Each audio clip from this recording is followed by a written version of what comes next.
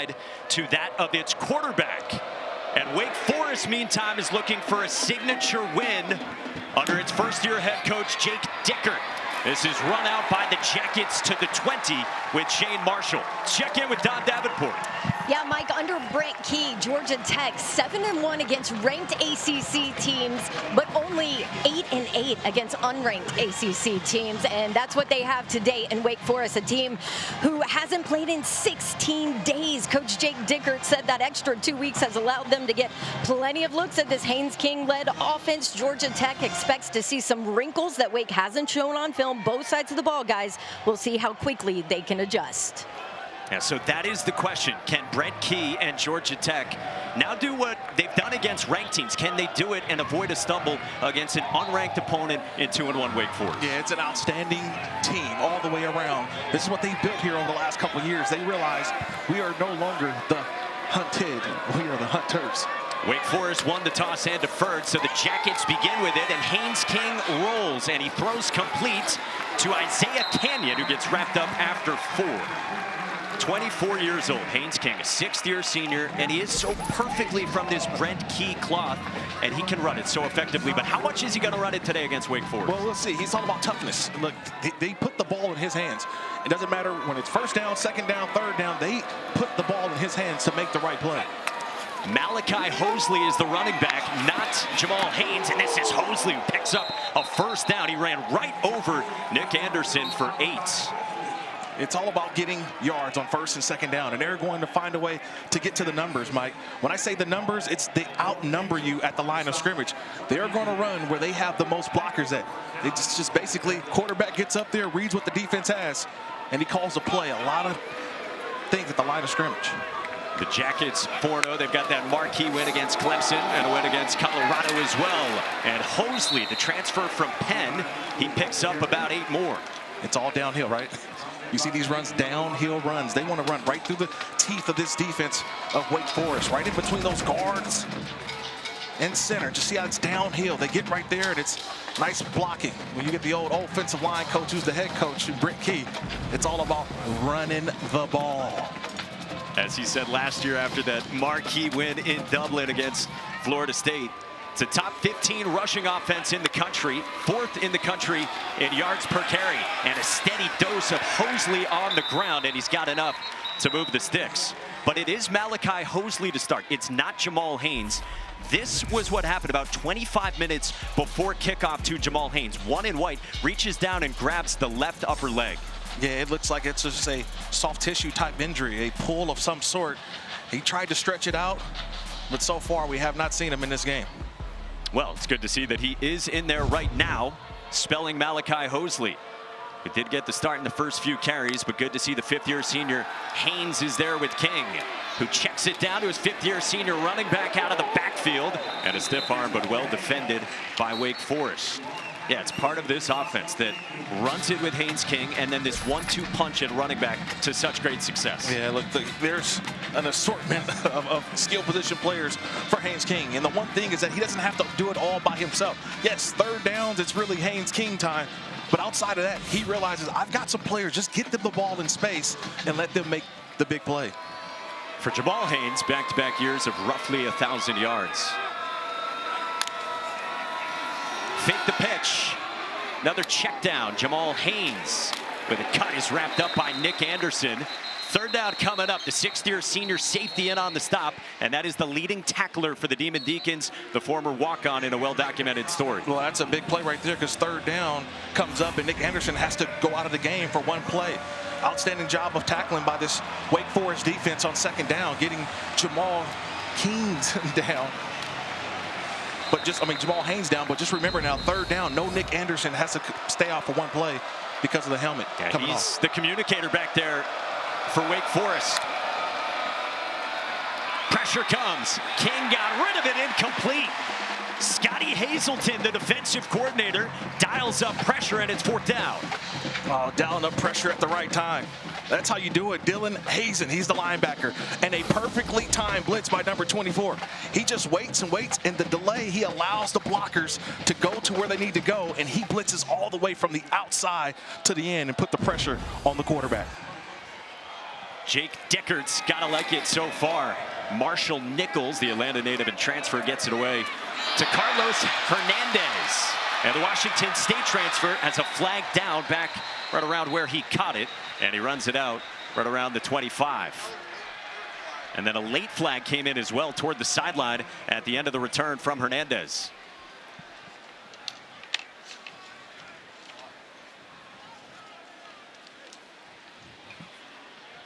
The officials sorting this out, and we will check in with Daryl DeBerry for the first time here at a Legacy Stadium. I think they get 15. Devin Cook, he's the guy that was on the block at the point of attack initially for Wake.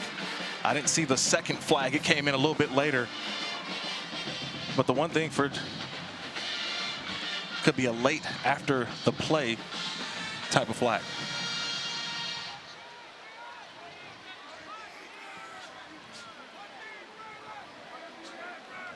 We got lengthy confab going here. These ACC officials been working last night. They were working overtime with Virginia and Florida State and already. A little conference here at Wake Forest. What a scene that was in Charlottesville leading into this weekend, and part of the reason why there's so much at stake for Georgia Tech today, with an ACC picture that increasingly has a path for them.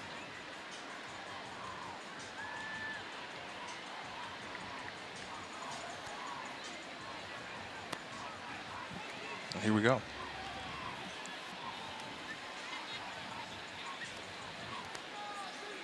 The officials in discussion with Jake Dickert, Wake Forest head coach, to see what he wants to do with this.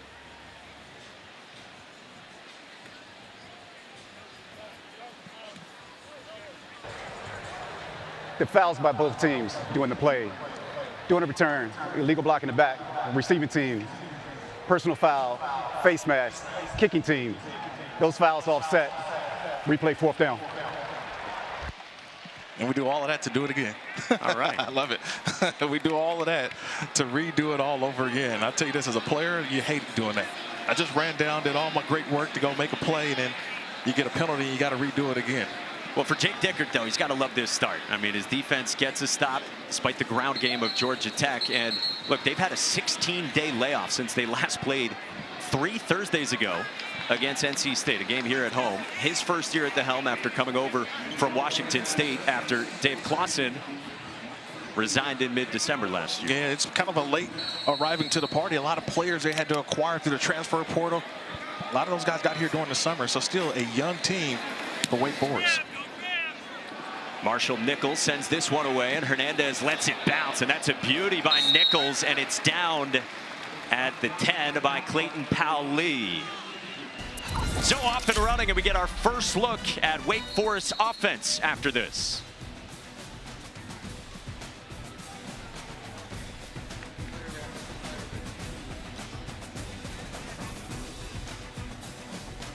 And then he starts to let it fly. His superstar running back is Demond Claiborne off the right side. He picks up 5. Quick note, Georgia Tech long snapper Will Benton had to be helped off the field.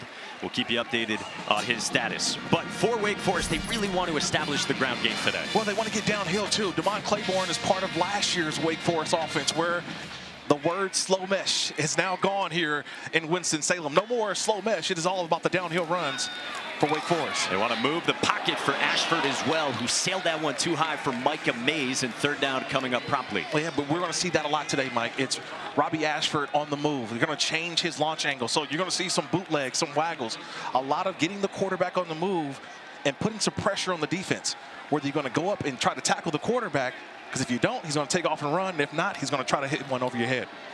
They had a scary 10-9 win week 1 over Kennesaw State. Week 2, they blasted Western Carolina, and then the loss by 10 points 16 days ago to NC State. Chris Barnes, 10 in black in motion, a top threat. Ashford with time. Checks it down, and he can't connect again with Mays. I mean, it was there for the taking, and it's 4th down. Yeah, Mike, but he gave him a fastball, right? I think he would have, if he went with the changeup, probably would have had Mays and gave him an opportunity for a catch and run. But this is where Robby Ashford, remember, only his 4th start for Wake Forest. Still going through some growing pains a little bit with this offense, but that was one definitely needed to change the velocity on his throw. Bailey Stockton, talented wide receiver, is back deep, ready to get it from Cal Joseph, true freshman from Australia, is from Melbourne. Heels at the goal line, and he gets it away. It's a low and poor punt, and it will be excellent starting field position right around the 40 for Georgia Tech. First 5 minutes in for a top 20 team for Brent Key. You're watching the ACC on ESPN.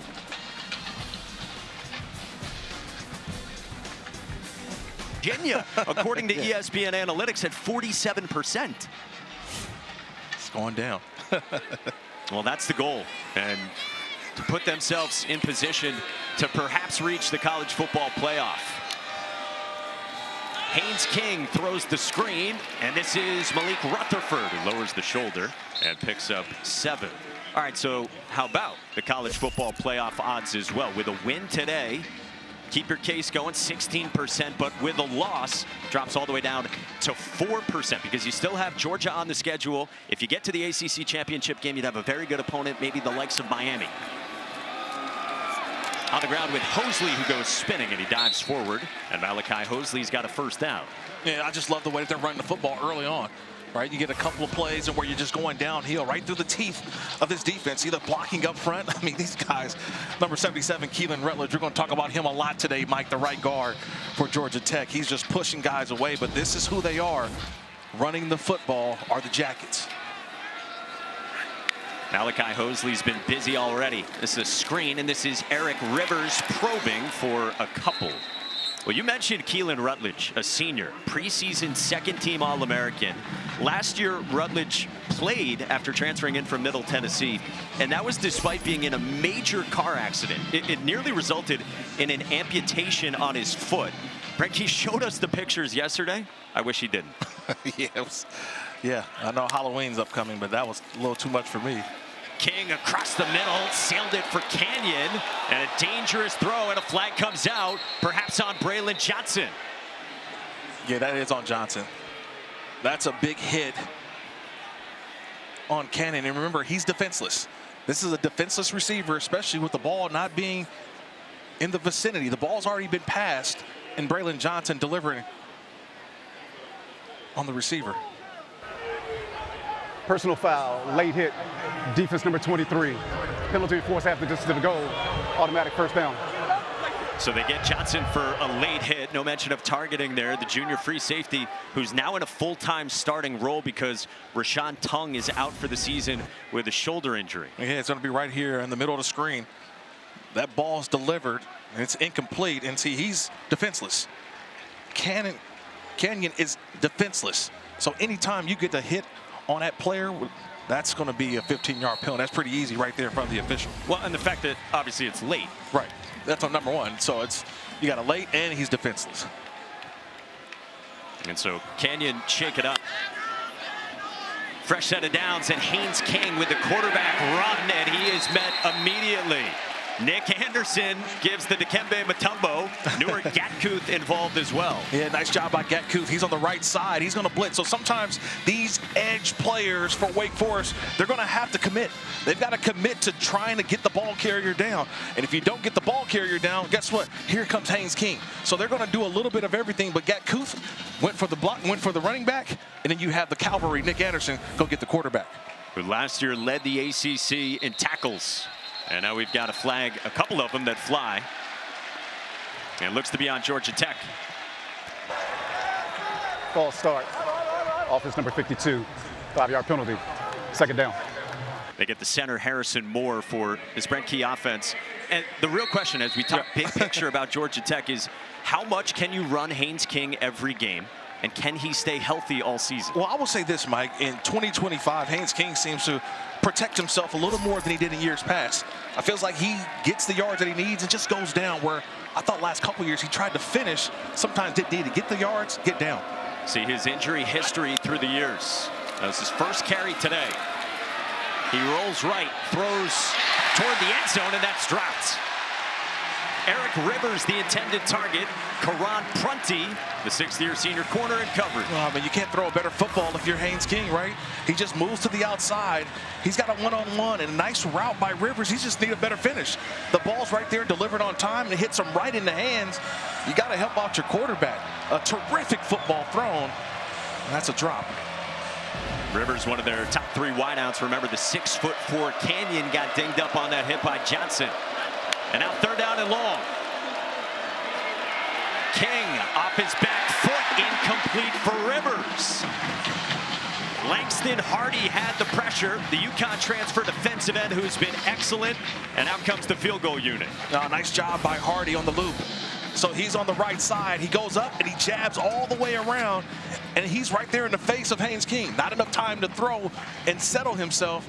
And he has to throw that ball late. That's a nice job in forcing a field goal with his Wake Forest defense.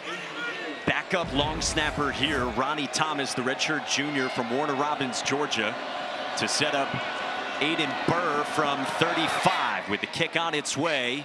And Burr remains perfect so far this season.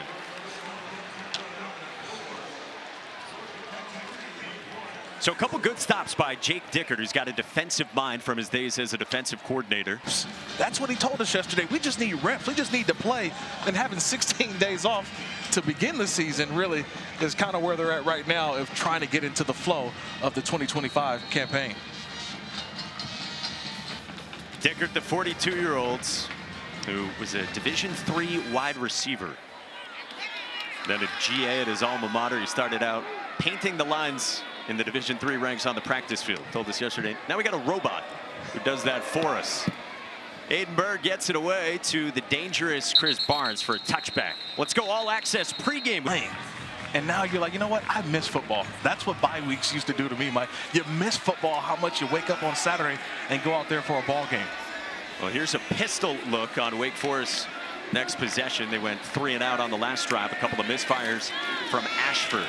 So Demond Claiborne to start, and not much doing, Don.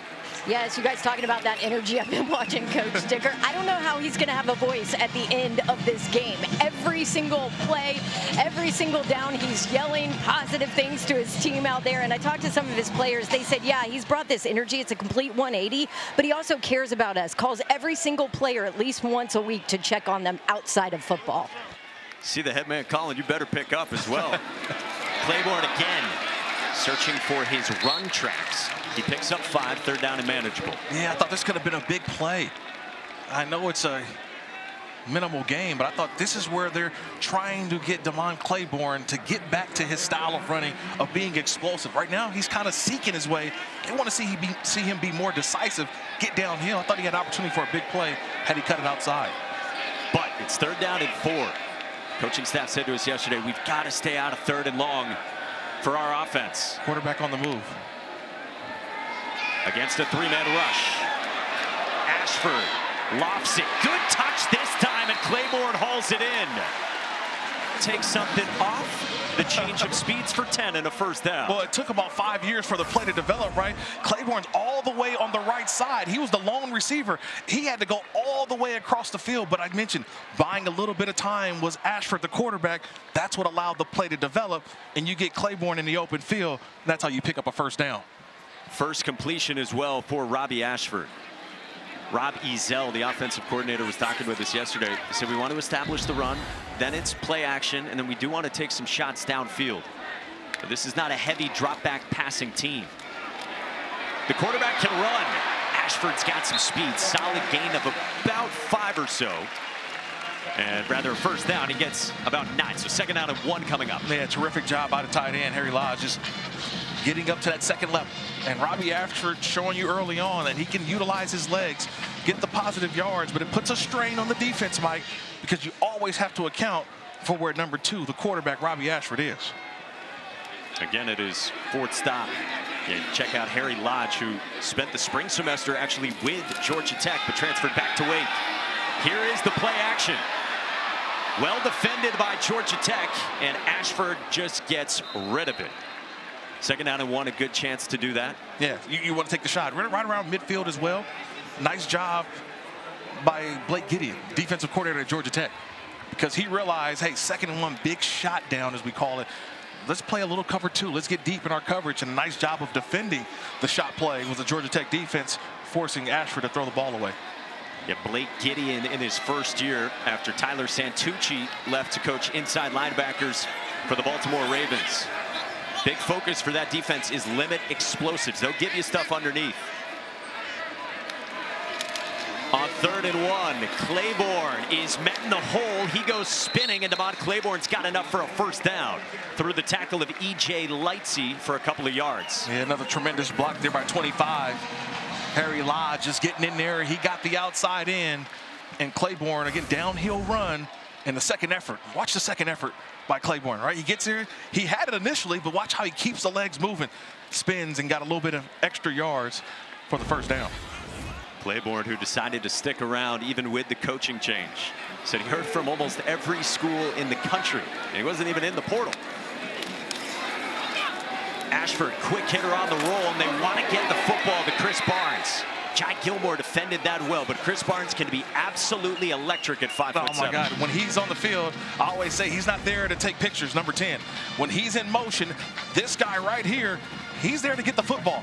But a nice job, like you mentioned, was Jai Gilmore. They realize it, the Georgia Tech defenses realize that, and see how they keep him inside? That's nice team defense of alerting everybody, hey, 10's in the game, 10's in the game. That's Chris Barnes. When he's in the game, trust me, he's there to get the football. Yeah, how about 20 a pop? I'd get him the football too. Had 2 huge explosives in the last game for Wake against NC State.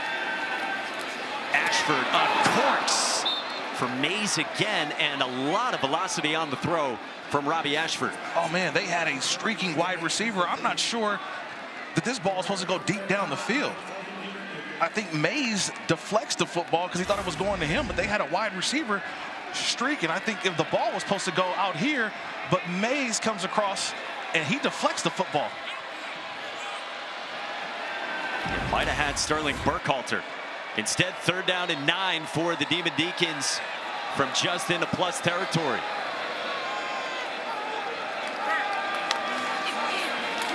Four-man rush, quick release, and it's caught by Barnes and then dropped.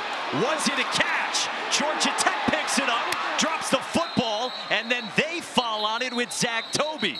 So was that a catch and fumble for Barnes? Right now the signal is yes, and it belongs to the Jackets. Yeah, my first look at it, it's going to be an incomplete pass. He never really maintained possession or firm control of that football before it was dislodged. I think they're going to rule this an incomplete pass. So they do come together and they change it and say incomplete pass as you thought. Let's have a look. Yeah, just my first initial thought, he never really had time to, first of all, make a football move, but really hold and maintain that possession of the football. We go to our rules expert, Jerry McGinn. Jerry, do you agree with that call? Kirk is right on. The receiver never had control of the ball, so the officials did the correct job. Correct mechanic came together, ruled incomplete. Nice job for the officials. All right, we have Jerry with us all day. Jerry, thank you very much. And so on 4th and 9, Wake Forest will send out the punt team from just into plus territory.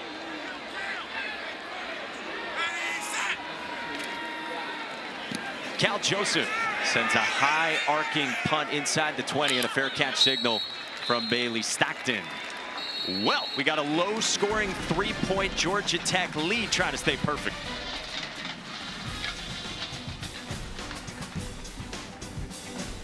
For Wake Forest, Chris Barnes, you already seen him earlier. They're trying to get him the football, and Langston Hardy, number 11, making an impact for the Wake Forest defense. It is Jamal Haynes off the left side for just a yard. Good to see that Isaiah Canyon has returned as well. Yeah, very talented wide receiver for the Jackets. Yeah, that was a big shot that he took early on a missed throw from Haynes King, but to see him to get up, that's a positive sign and good for this offense for Georgia Tech, looking to try to score his first touchdown of the day.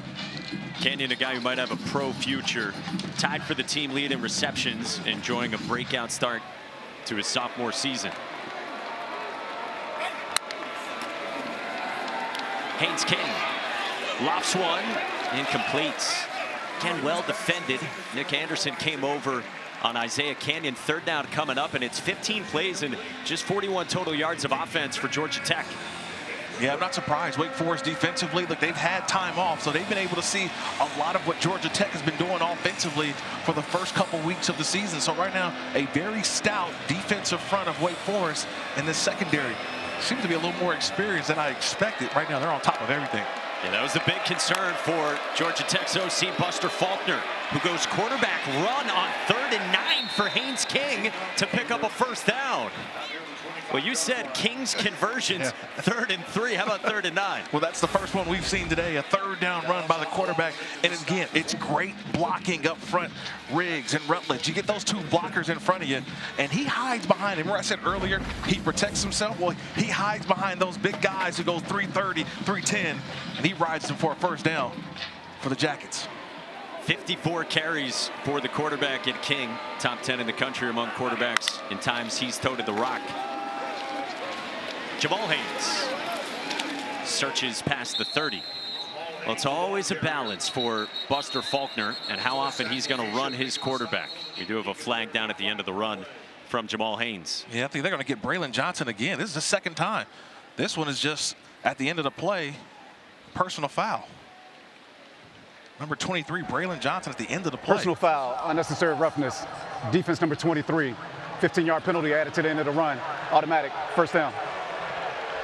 So he had the late hit earlier, and then it's certainly late this time as well on Jamison Riggs, it looked like. Yeah, it's right on the right side of the screen. Here he comes in, and he just hits the offensive lineman, number 70. You mentioned Jamison Riggs. The play's over, and he comes in and hits him. That's the 2nd penalty on the day for Braylon Johnson, and he exits the football game to the sideline. I mean, those have bordered a little bit on cheap, the 2nd one. Yeah, I know you want to be physical, the physicality of what Georgia Tech presents offensively, but coach brings him to the sideline, now brings him back in the game. False start. Offense number 70, 5-yard penalty, 1st down. And now the false start on Jamison Riggs. All right, so how can this Georgia Tech offense get in gear so far? Just the 3 points here in the 1st. Well, they just got to maintain what they've been doing, which is running the football, but they've got to convert on 3rd down. All right, that's what they've done. They've had a couple of missed throws, and they dropped that, sort of helped out the Wake Forest defense, but it's a situation where the run game, if it's going, it increases the opportunity for the big play in the play action. 2 running back look. And Jamal Haynes follows Malachi Hosley and gets blown up. Sturdy defense, and that's Braylon Johnson making a play. And that's what coach wants to see. There's a reason why they're excited about Braylon Johnson. Watch, he's going to be on the left-hand side. He's going to come from deep. It's the safety, Braylon Johnson, and he just holds his outside. He just holds. See, he's there. He makes the play, but a nice job of pursuit by this Wake Forest defense. And then after the whistle, you hear the fans booing. Ladarius Webb, the corner for Wake, got into it with Malik Rutherford, the stud wide receiver for Georgia Tech. On 2nd and long, to the outside, incomplete, either intended for Hosley or Stockton. 3rd down and long, and let's go back to the end of the previous play with Webb and Rutherford, middle of your screen. Yeah, it's just like the end of the play. Just guys just tossing at the end a little bit after the play. There's nothing there. I think these officials have to come in, a little bit of an acting job there. Yeah, go to Hollywood for sure, Ladarius Webb, but officials got to come in and get this thing going. Hosley out of the backfield, picks up about 4, but that's it. Another strong stop by Scotty Hazelton's defense. Quincy Bryant stood up Hosley, and it's 4th down. Yeah, that's a nice stop again. It's Wake Forest defense so far, Mike, they've been on top of everything. They've kept everything in front of them, right? It's all about rallying to the football and tackling. They've stopped the run for the most part. You have not seen Georgia Tech convert on 3rd down consistently yet. Again, backup long snapper Ronnie Thomas in for the injured Will Benton, but got it away cleanly to Marshall Nichols. And now fair catch signal for Carlos Hernandez. Let's check in with Matt Berry in the studio.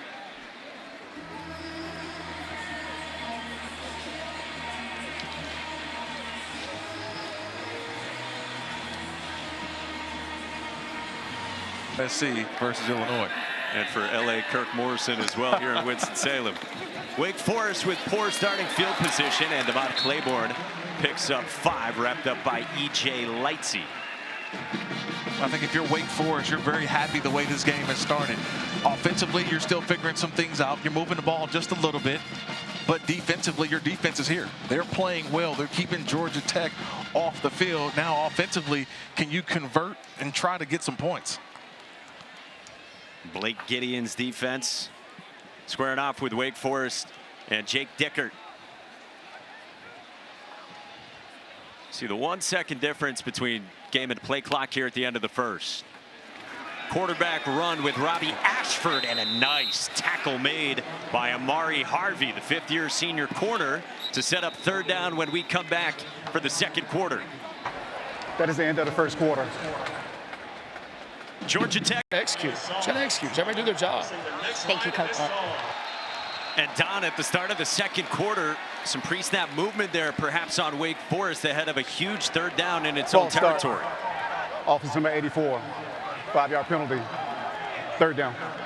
On the tight end, Eni Falai, the fifth-year senior transfer from Utah Tech, and that's costly. It backs you up 5 yards, and so now you got 3rd and 12. And now if you're defensively Georgia Tech, playing a little bit deeper in your coverage than you probably were on 3rd and 7. Again, Wake wanted to stay out, like anyone does, of 3rd and long. So they run it with Ty Clark and stay ultra conservative, and he gets swung down by Jai Gilmore.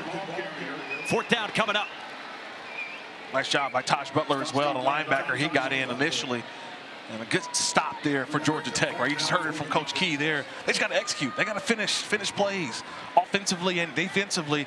That's a great start right there on 3rd down, making a play and getting your special teams unit, which is one of their best units on the football team. Defensive battle so far. Yeah, you heard the praise for the Georgia Tech defense, and Scotty Hazelton's Wake Forest defense has been very impressive so far against undefeated Georgia Tech. Room for Bailey Stockton. Made the first man miss, and another good drive of starting field position. College football. This is on the ground to start, and not much running room doing for the Jackets. Devon Patterson in on the stop on Hosley. And this is the way Georgia Tech runs their offense. It's run, huddle, get back, get set.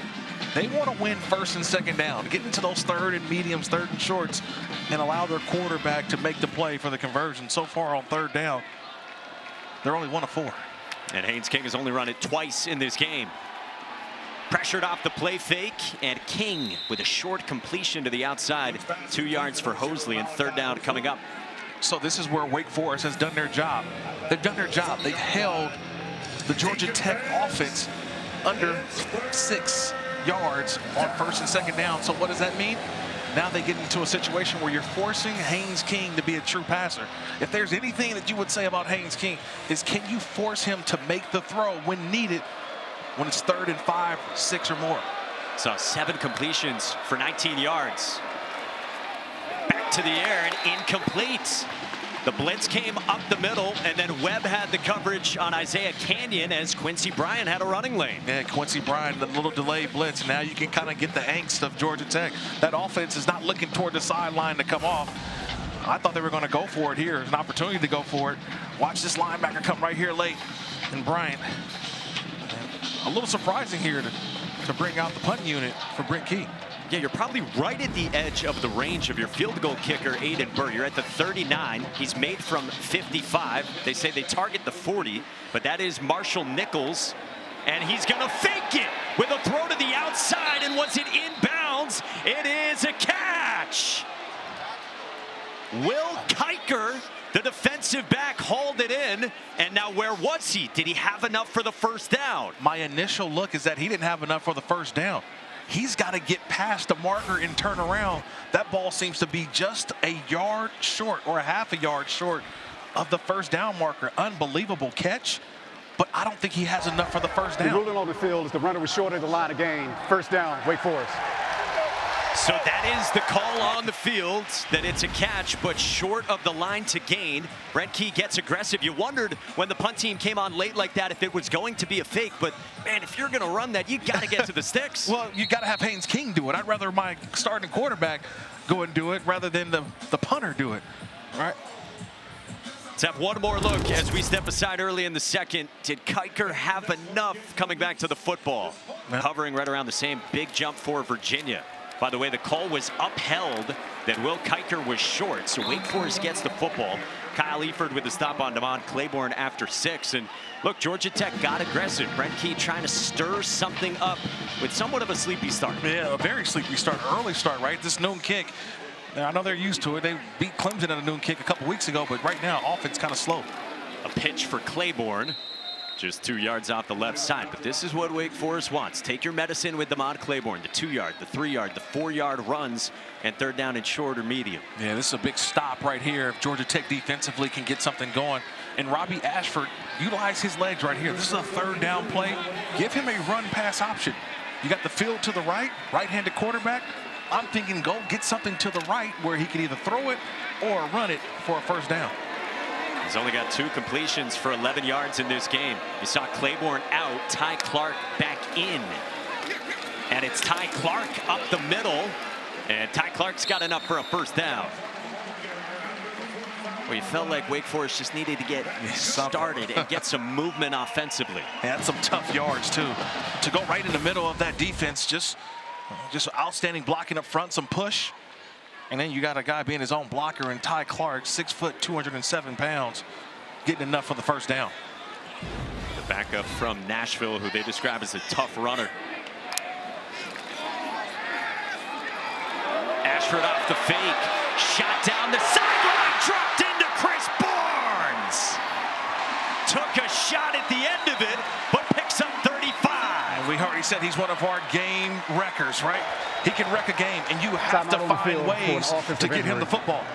He's a little down on the field, but wow, an outstanding throw, but an outstanding route by Chris Barnes that allowed him to get open on that play. And big time concern for the redshirt freshman who transferred in with Jake Dickert's staff from Washington State. This is a guy they're always concerned about keeping healthy because of his size. Yeah, I want you to watch this route. It's like a circle, and then he goes back out. It's an outstanding route from Chris Barnes. Nice little double move to get himself open. Thanks for the sound effects there. He did a spin move, Mike. That was an outstanding spin move. A lot of the defenders will say, wait, what? Well, Barnes is down. That was the first play over 10 yards by either team today. We'll check on Chris Barnes when we come back.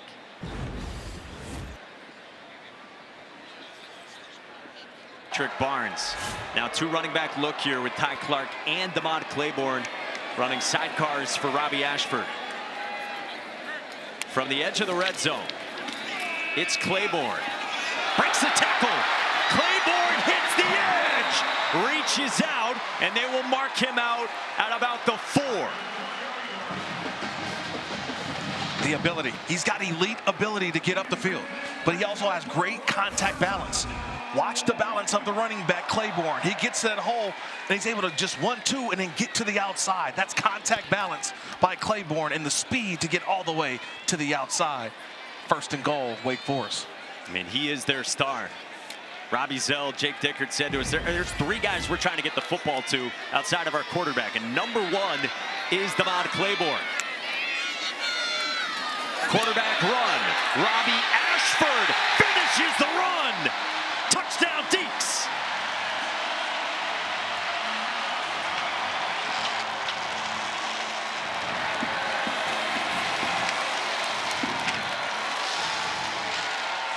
How about the drive from Wake Forest? And Robby Ashford dropped one in and then runs it in himself. Just look at this. There's nobody to the outside. So you've got tackle, tackle, tackle. You got receivers out here. There's nobody out here. They just run everybody back, and the quarterback gets right through. It's a nice, outstanding job of a little tackle over in man formation, and they get Georgia Tech out of position. And then Ashford with the strength to get into the end zone.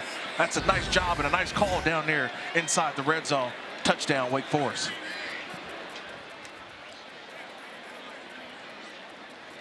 Connor Calvert, the redshirt freshman from Bend, Oregon, comes on for the point after that is true.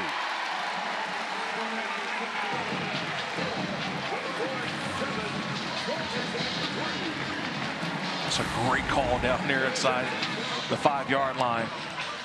And then Robby Ashford, that's just the strength of the quarterback. He's 6'2", 220, and use that weight, use that height, that leverage to get into the end zone. Well, so Wake Forest has the lead on Georgia Tech. Again, the Jackets 4-0, 16th in the country. 4-0 for the first time since 2014. Their highest ranking since 2015. They've had all these big wins in conference. Brent Key, again, 7-1 against ranked ACC opponents in his tenure as the head coach. But for Haynes King and the Jackets, they've been about 500 otherwise against league teams that aren't ranked coming in. And they try not to think about it. You know, Coach Key said it this week. I don't think about it till you guys bring it up. But he knew the numbers. Yeah. We didn't even mention it yesterday. But he knows now, and he realized that it is a thing. And so how does his team respond now? They're down on the road. This is where you find out about your football team. He talks a lot about mental warfare and staying mentally sharp enough to avoid pitfalls. Can't afford a stumble today.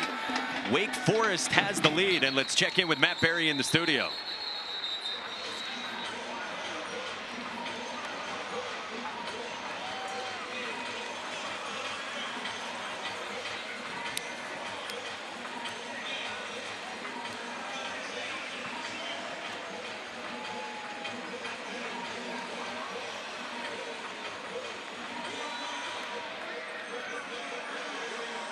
All right, Matt, great action going on all over the place.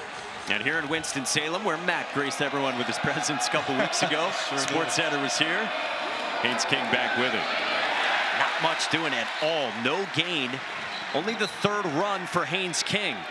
Newer Gatkuth in on the stop, and the question is, can this offense be effective enough without quarterback run being a huge part of it? Well, I think that's what you're going to ask Haynes King to be. You've got to do everything now. Not just run the football, but he's got to be an unbelievable passer today. Right now, the offense not working, but it's still about the quarterback making the right decision. Crosser is complete.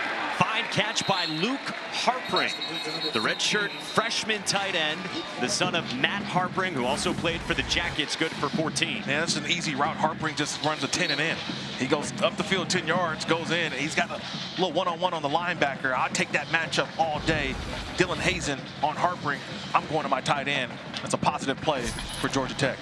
They use a lot of their tight ends, but today without the seventh-year senior Brett Seither because of a hamstring injury. Seither was also sick this week, so Harpring gets involved. Two running back look with Haynes and Hosley aside King. Quarterback run. Haynes King skipped free. Gets wrangled down by Braylon Johnson at the 39. 22-yard pickup. No horse collar called on Johnson. Yeah, just great blocking up front. You got Fusils, you got the tight end, everybody, and they just create the lane. Hitting the backfield, but he just hurdles over that. This is what Haynes King is able to do. You asked about it, Mike. Can they do it without the run? Well, the run sets up the big play here. And now on the ground with Jamal Haynes. It's so fun watching Haynes King run. We hadn't seen a lot of it here in the first half, but it's his identity, and the toughness is so often found when he's running the football. Yeah, the one thing is that he's a physical runner. And we always ask, can he hold up? He's like, I'm not soft. I love running. I love contact. We just want to see, can he keep himself healthy throughout the full season? But when he's going, it is a physical downhill running game that challenges every defense he goes up against. Yeah, the top 10 rushing quarterback in the country, who is the identity of this team. Brent Key said to us yesterday. Check down Jamal Haynes.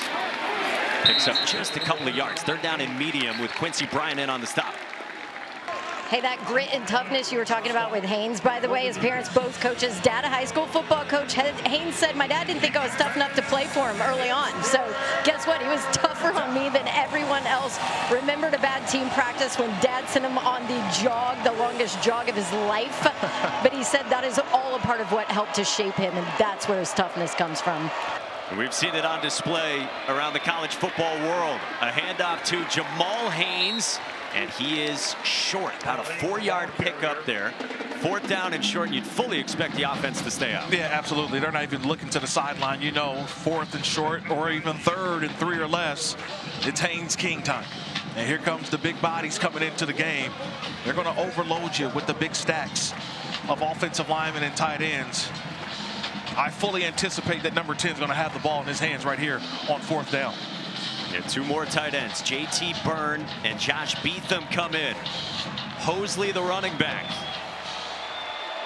Didn't keep it in Haynes King's hands on the last fourth down.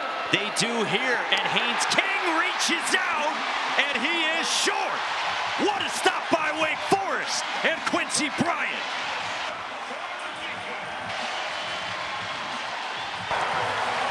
Sideline warning, Wake Forest, sideline.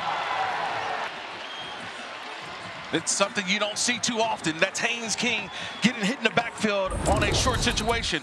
Quincy Bryant, number 9, flies right through. He makes the play, and the Wake Forest defense, Demon Deacons, standing tall.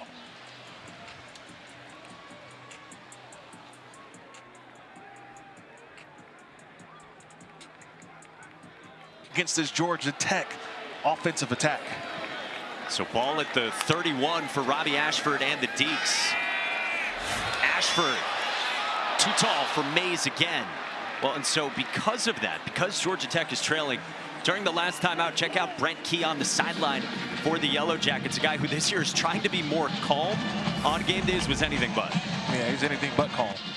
Yeah, Brent Key told us, calm breeds calm on the sideline. Don't make something bad worse. But I will tell you, listening in on that conversation, that was not necessarily a calm Coach Key after that last possession. Gathered the entire team around after he paced the sideline for a bit. Well, they trail in this game. And good to see Chris Barnes is back in for Wake Forest. Here he is. Barnes trying to get the edge, absorbs another hit from Amari Harvey, and third down coming up after 4 yards. Yeah, great to see him on the field. And what did he do? They go right to him.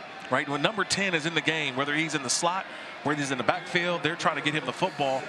And that's why you have to keep all eyes on number 10. He's going to be in the slot on this play right here. Again, Wake Forest is trying to get the ball to Barnes and Claiborne, and then their tight end we haven't heard from, Any Falai. There's Barnes right there in the slot, Mike. It's been their top wide receiver, and he can flat out fly.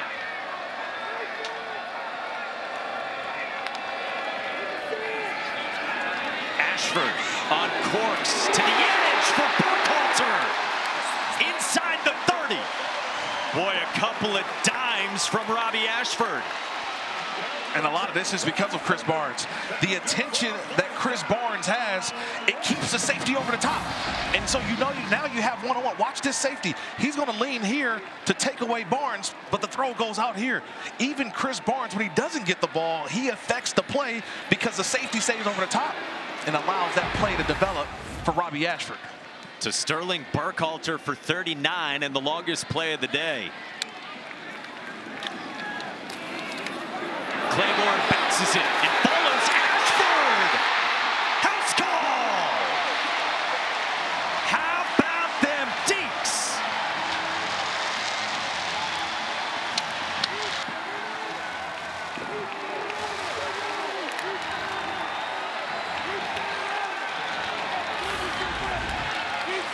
I want you to watch this blitz that comes from the outside. Number 23, Zach Toby.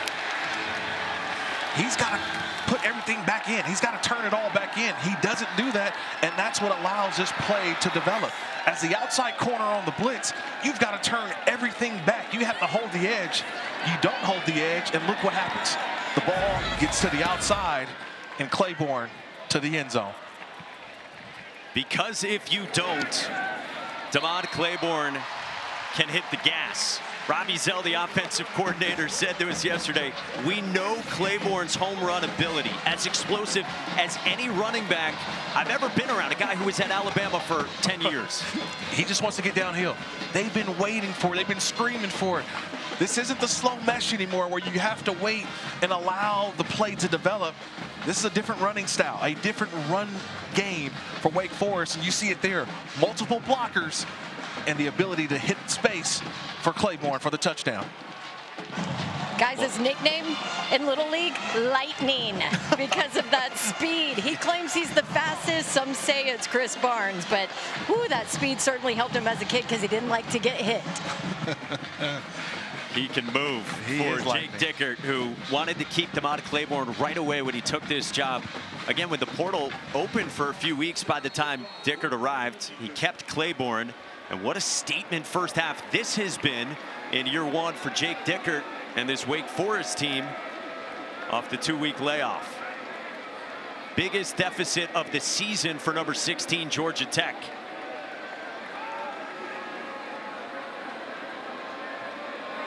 Caleb Carlson gets it away towards Shane Marshall for another touchback. Well, the Taco Bell Libmos student section likes this, and only one student section can claim the title of Libmos student section of the year. who will take home the trophy this year? Jake Dickert said to us yesterday, he said, whatever everyone expected coming into this season, and Wake Forest was picked 16th of 17 in the ACC. He said he's already certain they're going to be better than that based on what he had seen coming in. Yeah, absolutely. He feels that right now his team is where they need to be. They're still getting better and better week to week. But now, how can they play with the lead? They didn't maintain that lead a couple weeks ago versus NC State. Can they hold it today? Haynes King to the outside for Isaiah Canyon in a pickup of 8. It's been loud from Wake Forest, coming off back-to-back 4-8 seasons the last 2 years at the end of Dave Clawson's tenure.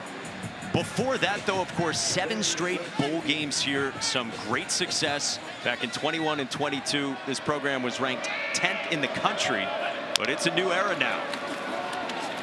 Jamal Haynes turns it upfield, finishes a run, and he's got a first down. You feel a sense of urgency on this drive, right? A little more execution, a little more crisp. Look, one easy route on first down, conversion on second down, and then right there on the ball again. A little no huddle. Again, Brent Key got into his team on the sideline. Colorfully. Haynes out of the backfield, tripped up. What a great tackle that is by Miles Turpin, redshirt freshman backup safety. He ran about 60 yards for that tackle, Mike. He was all the way in center field. He's on the WF on the 50-yard line and just made a beeline for Haynes and got him down for a minimal gain. Nice job by Turpin. Who before today had only played 16 snaps this season. The ball's at the 37. King got it to Stockton, who dives down. He picks up very little. Well, it's very little because of the coverage of Wake Forest right now. They're playing high safeties. They're seeing, can Georgia Tech execute all the way down the field throwing the football? They're not going to allow the big play. That's why we've seen so many checkdowns so far from Haynes King. King's only got 1 completion of at least 10 yards. Big third down and 7 with 4 to go in the first half. Jalen Gordon motions out of the backfield. Pressure comes. King got rid of it and a strike, but Rutherford is tripped up. Short of the sticks by the defensive end, Newer Gatku. And that's a mistake by the 5th-year senior. Rutherford had the first down. He's just got to get north and south. He can get up the field. He had the first down, but he decided to go back and retreat for more yards. Just watch the left side of your screen. Right now, that ball is caught by Rutherford. He's just got to go north and south. He's got it. Watch, he stops. He's got the first down right there, but decides to retreat. And that's where he lost it. And he, look, after the play, he realizes, cost my team a first down. Nichols spins a beauty toward Carlos Hernandez, who let it drop dangerously at the last moment. Did not touch it, and it'll start at the 10. Let's check in with Matt Perry.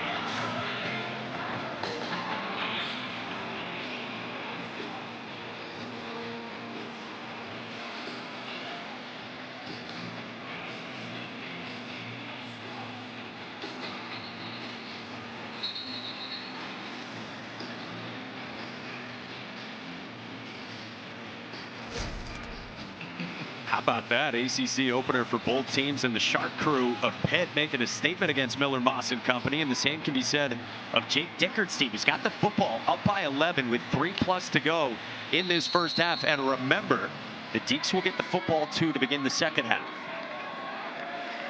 Last couple of drives, so much success, but a third drive that starts at Wake's own 10. Ashford pulled it from Claiborne.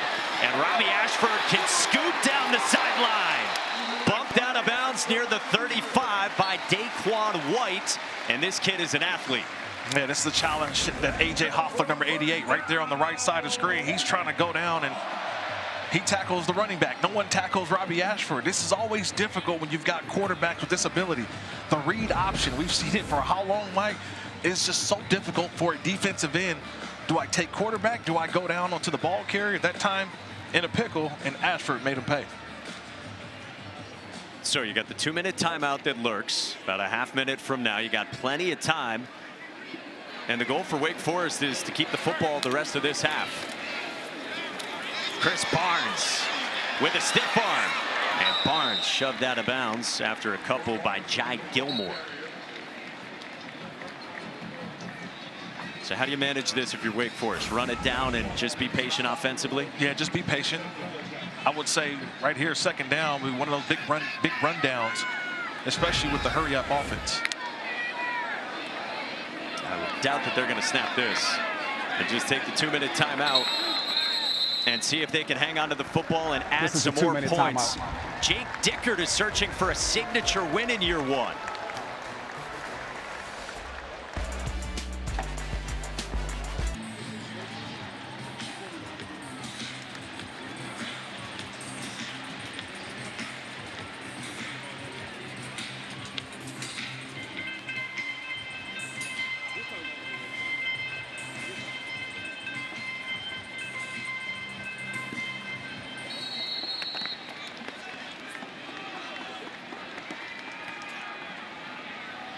Matt, thank you. Back here at Winston-Salem, Wake Forest with a 14-3 lead on number 16 Georgia Tech. Robby Ashford handled the low snap, got it to Demond Claiborne, who gets banged down, and the football came out. And it looks like Wake Forest pounced on it at the end of it. Braden Manley punched it out, and fortuitous for the Deacs. Yeah, that could have been disastrous for Wake Forest. That's an experienced ball carrier in Claiborne, just not holding on to the football, and a nice job of knocking it out. And then you see Annie Falai, the tight end, pounces on it for the Demon Deacons. So 3rd down and 3, inside of 90 seconds to go until halftime, and a near miss for Braden Manley.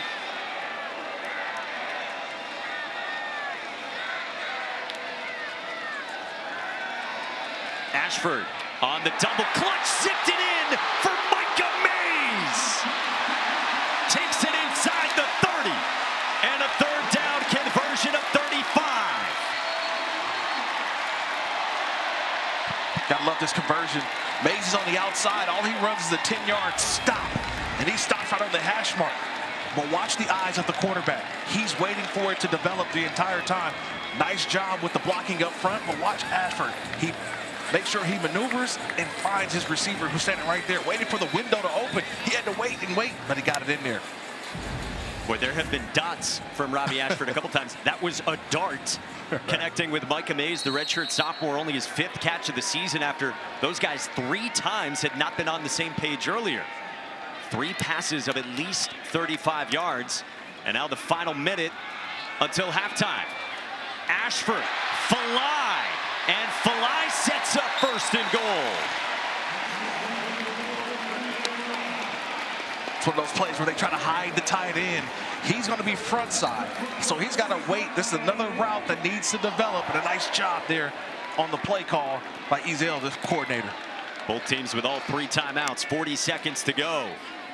Ashford, the keeper, gets met by E.J. Lightsey. And we'll get the first timeout taken. Jake Dickert signaled for the timeout ahead of 2nd down and goal. Well, you heard Matt Berry in the studio talking about the Florida State fallout. They go down to Virginia last night. And how about Kirk Morrison? What we have seen here from Wake Forest in year 1 under Jake Dickert against Georgia Tech, who's been one of the early season darlings. And the question was, could they handle the prosperity? Yeah, I think that they can. They're showing right now that they're a team that is on a mission, right? They're on a mission. This little Dickert here, and it's just they've been able to come together and bring a chemistry that they didn't know they had.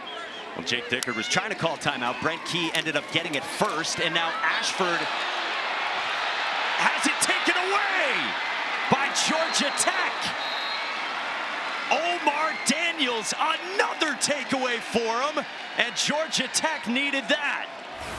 Like, it's going to be interesting here because the quarterback Ashford's arm is going forward.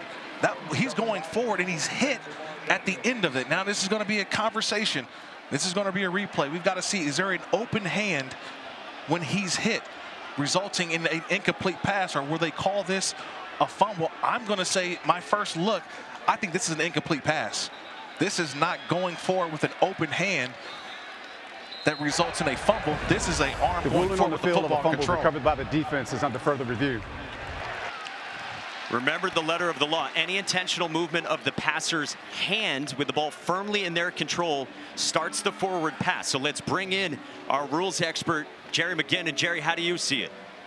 I'll tell you, the rule on the field is a fumble. What replay is going to look at is whether the quarterback was actually trying to tuck the ball back in as opposed to throw it. But you are right. As soon as the hand starts forward, then it is deemed a pass. So this will be an interesting discussion in replay because it does appear that he may be trying to bring it down as opposed to trying to pass it. All right, that's the letter of the law. With the hand firmly in their control, starts the forward pass unless the player clearly starts to bring the ball back with firm control to the passer's body. Jerry, do you see that? Do you see that he is clearly bringing the ball back? I do see him with firm control, bringing the ball back in, not releasing it. So I believe the ruling on the field will be upheld to a fumble. Yeah, it's hard for me because I'm kind of trying to figure out when does he complete the throwing motion. And as he's trying to complete the throwing motion, he's hit, and the football pops out as if it's an incomplete pass. This is a tough one for the officials here, Jerry. I understand because you're seeing both sides of it. I can see fumble, but I can also see a situation where there's an incomplete pass. I'm going to lean on incomplete pass because never had a chance to complete the throwing motion when he's hit. Yeah. Honestly, Kirk, if he was throwing the ball, he would have already released it up high as opposed to bringing it back down. So that's why Jerry, I think this is going to be upheld. He clearly starts. He doesn't need to bring it all the way fully back. Just start to bring the ball back with firm control to his body, in which case then it can be a fumble and then it could be upheld. Yeah, it's a tough one. It's a tough one. I can see it so far right now. Now they're starting. Yeah, they're starting to write numbers down, write information down, so they may be bringing this back. Yeah, I don't know when the completion of his throw is. Because I think he's trying to finish the throw and he's hit. And to me, that results in an incomplete pass with the empty hand. After further review, the quarterback's hand was moving forward with control for an incomplete pass. Please set the game clock to 30 seconds. 3-0. All right, so I mean, it's right on the border, and they're going to say it is an incomplete pass. Yeah, I agree with that call. That's what I looked at initially because he never had a chance to really bring the football all the way down. I'm going with the throwing motion. And remember, you're talking about a guy who used to play for the Raiders. So I know the tuck rule, buddy. I've studied the tuck rule a long time. So, yes, it brings up some old memories, some old wounds that had to open up there. But that right there was an incomplete pass. Jerry, thank you. And now a big opportunity for Wake Forest. They keep the football here. Borderline for Georgia Tech. Thought it had a takeaway, and now Wake Forest can add on. 3rd down and goal. Robby Ashford on the move. Ashford just ducks out of bounds ahead of E.J. Lightsey. 4th down coming up. Oh, I love that decision, though, by Ashford. He could have forced the ball. Chris Barnes kind of uncovered late in the down, but it would have been throwing across your body. Ashford gets to the next down. Remember, 3 points does not hurt you, okay? Kicking a field goal does not hurt you. Getting a touchdown is great, but you got to walk away with points. You okay with this for Jake Dickert? Hey, 4th down, you're going for it. This is what you do at home. Has 2 touchdown dogs as well for Jake Dickert. Call a timeout, though. At least talk about it. And that's what Jake Dickert does. Uses his first timeout with a huge decision here. I like this timeout here. Just let's talk about it and see what the defense presents you. With Wake Forest trying to beat Georgia Tech for the first time since 2006. We take you back to the ACC championship game that was oh so tightly played. Not a whole lot of offense in that one. Jim Grobe, the head coach. Demon Deacons win it 9-6, their first ACC title since 1970 for a team that then went on to the Orange Bowl. You sure that wasn't an Army-Navy game? Nobody wanted to score a touchdown that day. How about that? All right, so after some thought, field goal unit comes out for Jake Dickert. 3 points. I mean, you're up 11 already. Make it a full 2-touchdown lead. Yeah, why not? And you get the ball to start the second half. So I think this is a decision best for Wake Forest. Yeah, from the 7, I guess with that logic, you can understand it. For Connor Calvert, who's had a couple of misses this year, but The redshirt freshman is good here. Jake Dickert takes the points. Remember, they get the football to start the second half, and they're up 17-3 on Georgia Tech. You couldn't ask for a better start for Wake Forest, offensively and defensively. They've been the most sound team, and it looked like they came ready to play. And on the opposite side, just looking from my vantage point of that Georgia Tech sideline, doesn't have that same bounce, doesn't have that same grittiness that we saw a couple weeks versus Clemson, right? That entire sideline was bouncing up and down. There was excitement. They were ready to go. And right now, we just haven't seen that same type of energy from the Georgia Tech Yellow Jackets. It ends up being a 3-point swing at least after what was ruled an incomplete pass and not a fumble, not taken away by Omar Daniels with the help of Kyle Eford. And so instead of Georgia Tech with a chance to add points before halftime, Wake Forest got 3 more. And again, they got a chance to have the football right back to them. Shane Marshall ready to get it from Caleb Carlson with 22 seconds to go in this first half in Winston-Salem.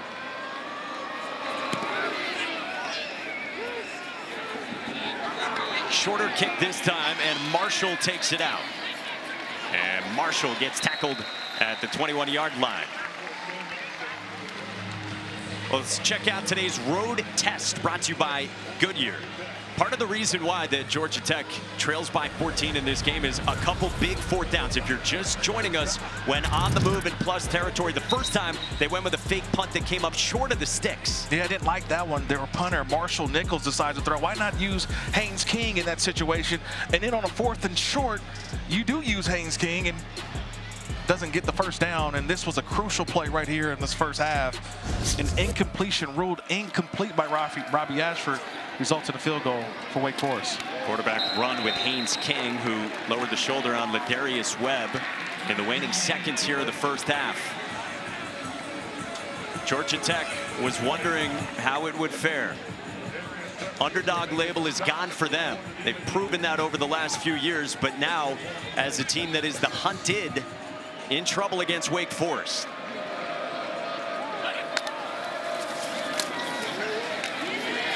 Jamal Haynes stretched out by Newark Gatkuth and hardly back to the line of scrimmage, and that'll send us to halftime.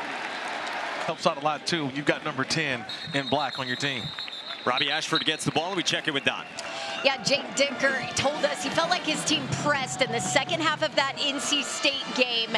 And I just talked to him heading into the locker room. He said, yeah, we've learned from that. I don't expect that to happen again in this one. I will tell them to remain calm and to finish. He loved the way they limited Haynes King. He said we hit him with a 300-pound man early in that one. And I don't think that he's been the same since. He said we've got to keep getting to him and we've got to keep limiting those explosive plays. Now for Georgia Tech, Brent Key's message to his team, also very calm. Don't worry about the entire game. Third quarter, only thing that matters, and it is all about execution, guys. Don, it's Robby Ashford with his legs to start out the second half. E.J. Lightsey on the stop, and that's enough for a first down. You know, a little surprise here because Jordan Vandenberg was one of my impact players. He hasn't been a big impact. Number 99 in white for Georgia Tech has not been an impact so far in this game as they ran right over the tackle. Ashford to the air. Deep shot downfield for Mays. And he could not complete the catch. Didn't look like it. They're calling it an incomplete pass. Amari Harvey had the coverage, and Mays nearly hauled it in. Yeah, it was right at the end. Watch the end of the play. The ball hits the ground and becomes dislodged. An outstanding throw from Ashford again, but Mays just at the end couldn't keep control of that football as he went down to the ground, didn't maintain the catch. Boy, pretty good ball. And look, we showed you the way that Robby Ashford started. A lot of it was unable to connect with Micah Mays, who just couldn't complete the catch there. Yeah, think about going for a shot right there on 1st and 10. That's when you know right now your quarterback's feeling it. You see an accurate pass, just couldn't corral it. Wipes out what would have been 45 yards for Robby Ashford and Wake Forest. Up by 14 on number 16.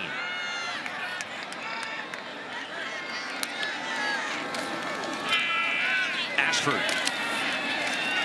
without much running room. So third down coming up for this Jake Dickert team. who Don said, remember, they had opportunities in their last game 16 days ago against NC State. It was a Thursday night here. Wake Forest went up immediately 14-0 in that game. Chris Barnes had run back the opening kickoff 98 yards, had another big play after that. And they were up 7 at halftime as well. So in this game, how did they handle this second half? Well, how they handle the second half is just pretty much just playing your game, making your right adjustments, but just making and doing your job. Don't try to be Superman. On 3rd down and 8, a blitz from Lightsey. Ashford, a dart to Burkhalter, who made the catch, and it's a 1st down. Boy, what a throw again, and Burkhalter goes down to get it. But just seeing the pressure. Lightsey's the linebacker. He's going to come right here and blitz, but watch the quarterback. He sees the blitz, makes a little subtle adjustment, Mike, and that subtle adjustment allows for him to make the completion down the field for the 1st down. And now off a dribbled snap, Ashford is tripped up near the 25. And then Ashford remains down at the end of the run of 28. Boy, another near turnover for Wake Forest, but all the concern surrounds their starting quarterback. Yeah, nice job by Eford, the linebacker, 44, chasing him down. He chopped the legs down at the end around that ankle.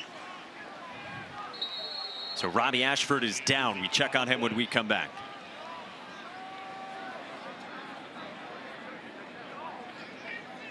But he made something out of nothing, and then at the end, though, with Kyle Eford hawking him down, Ashford was slow to get up. Yeah, Eford with a great effort play, and he just gets the back of the leg or the foot of Ashford.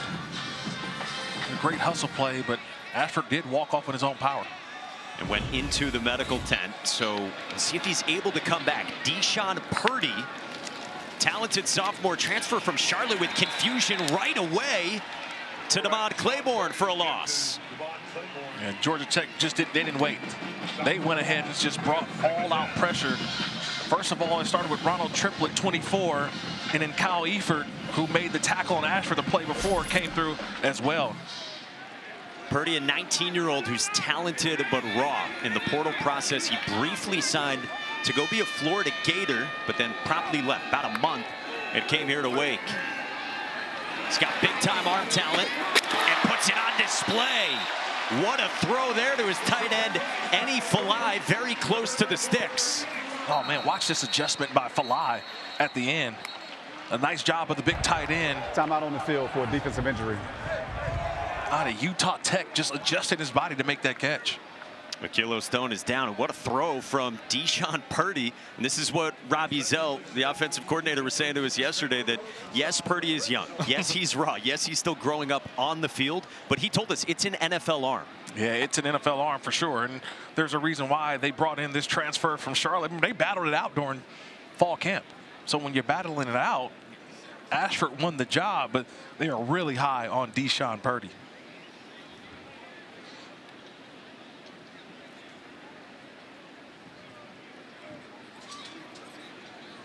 That's the 6th-year senior nose tackle.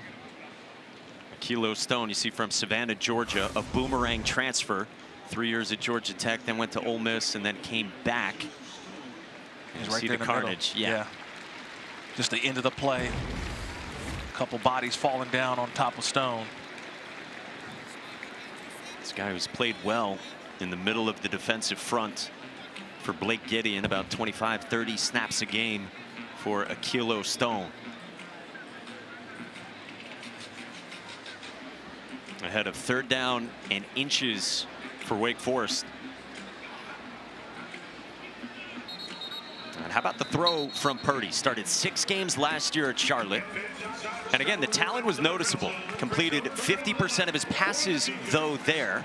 So some ebbs and flows. There's growing that has to be done.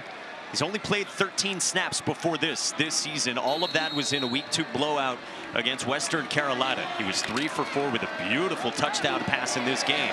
For now, he stays in there with Ashford on the sideline. And Claiborne up the middle, and Demond Claiborne has enough for a 1st down.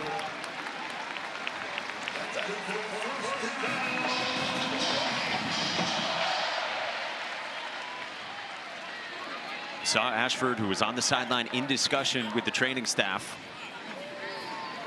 But it's Purdy for now for Wake Forest. Ashford has gone back into the tent. And now ahead of first down, we get pre-snap whistles.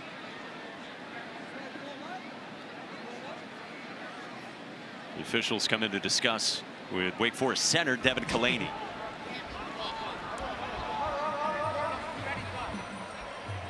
One of those situations that the center moving the ball back.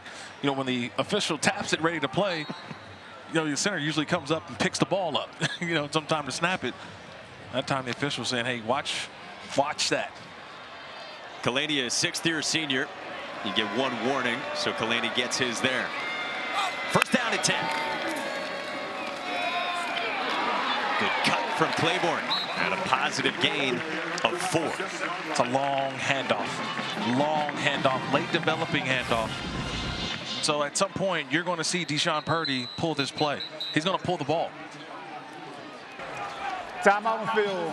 You see at the end of it, E.J. Lightsey, who had finally been back healthy this year, redshirt junior linebacker, started his career elsewhere in the state at Georgia. He's down for Georgia Tech.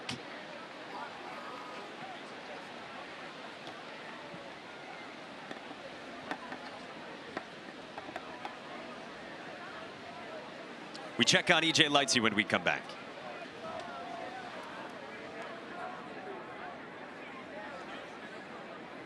Number 1 in the backfield. With Rob Ezell, the offensive coordinator. It is Claiborne, and he gets tackled right at the line of scrimmage. So third down coming up, and Rob Ezell, who I think has had a really good game calling plays with Ashford, now has his backup quarterback in. Yeah, sure, and you're trying to find something high percentage for your quarterback. No Chris Barnes on the field, so no number 10. So who's the next guy up? Is it Mays, number 7? Burkhalter is also the receiver over there. I like the tight end up top. We haven't talked enough about Filet. Purdy on the rollout. He zips one incomplete. Intended for Burkhalter with Clayton Powell-Lee in coverage, and it's fourth down, and the field goal unit trots out. Oh, he had him wide open. It was Burkhalter. He was right there. He kind of just faded a little bit. You've got to stop on those stop routes. To me, he just drifted a little bit, and Purdy couldn't hit him. So the longest drive of the day for either team comes to a stop inside the 10 for Wake Forest. Connor Calvert from 24. His only makes entering today from 22 and 28. He's taken over for the very experienced Matt Dennis, and Connor Calvert drills that. So 23 is the Wake Forest lead. Kick off your Week 4 NFL Sunday, 10 a.m. Eastern with the Countdown crew right here on ESPN. Georgia Tech. It's been a heck of a statement for this Demon Deacons ball club in year 1 of Dickert after taking over for Dave Clawson, who resigned in the winter. And what can Georgia Tech do offensively here out of halftime? They thought they were going to have a chance to maybe put some points on the board. Robby Ashford did not turn it over. It was determined and overturned on replay review ahead of halftime. So Georgia Tech still sitting on 3 points.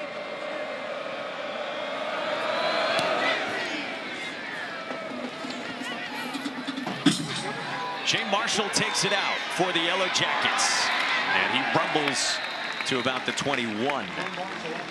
Time now for today's weekend lineup. It gets with it here. And Kirk, I mean, this is an offense that was 6th best in the country in yards per play coming into today. So far today, 3.5 yards a pop compared to 8 yards per play coming in. Haynes King, downfield, incomplete, intended for Eric Rivers. He's got to make that throw. That's a throw that Haynes King has to make. I didn't see him under a lot of duress, but he's got to set his feet. He's got to throw. This is not going to be the game where Haynes King is going to win running. He's going to have to be the passer that he feels that this offense needs today. They got to get the push the ball down the field. Malachi Hosley, not much running room. Zach Loavichin, the steady 5th-year senior, former walk-on nose tackle, was in there. And Dylan Hazen joined him as well. Just a yard, and now third down. And where does Buster Faulkner go offensively? King Zips one, got it to the sideline for Rivers. Maybe a little up-tempo is the answer as Rivers gets involved. Yeah, you saw that as well. They got right back on the football, and really, this Wake Forest defense didn't have a call set. They got back on the line of scrimmage. I think Jake Dickert, head coach of Wake Forest, he's a little upset. Single substitution, defense, more than 11 players on the field. Got penalties decline, resulted in plays, a first down. And that's what Georgia Tech did. They went quickly and didn't allow Wake Forest to substitute. They tried to run a player on late in that down. There's too many guys on the field, but that's maybe the magic elixir for this Georgia Tech offense here in the second half. A little up-tempo. Ball's at the 40 for Georgia Tech. King fires into coverage and incomplete. Karan Prati was draped all over Eric Rivers. So if you're Buster Faulkner, you're trying to do it with the arm now of Haynes King a little bit more. I love the eyes of Prunty there, right? He just playing off. He's just staring down Haynes King. I think he didn't realize he could have intercepted that pass because he had good eyes on the quarterback. Scotty Hazelton told us Prunty's been their best cover guy at corner, the sixth-year senior who began his career at Kansas and has really good length.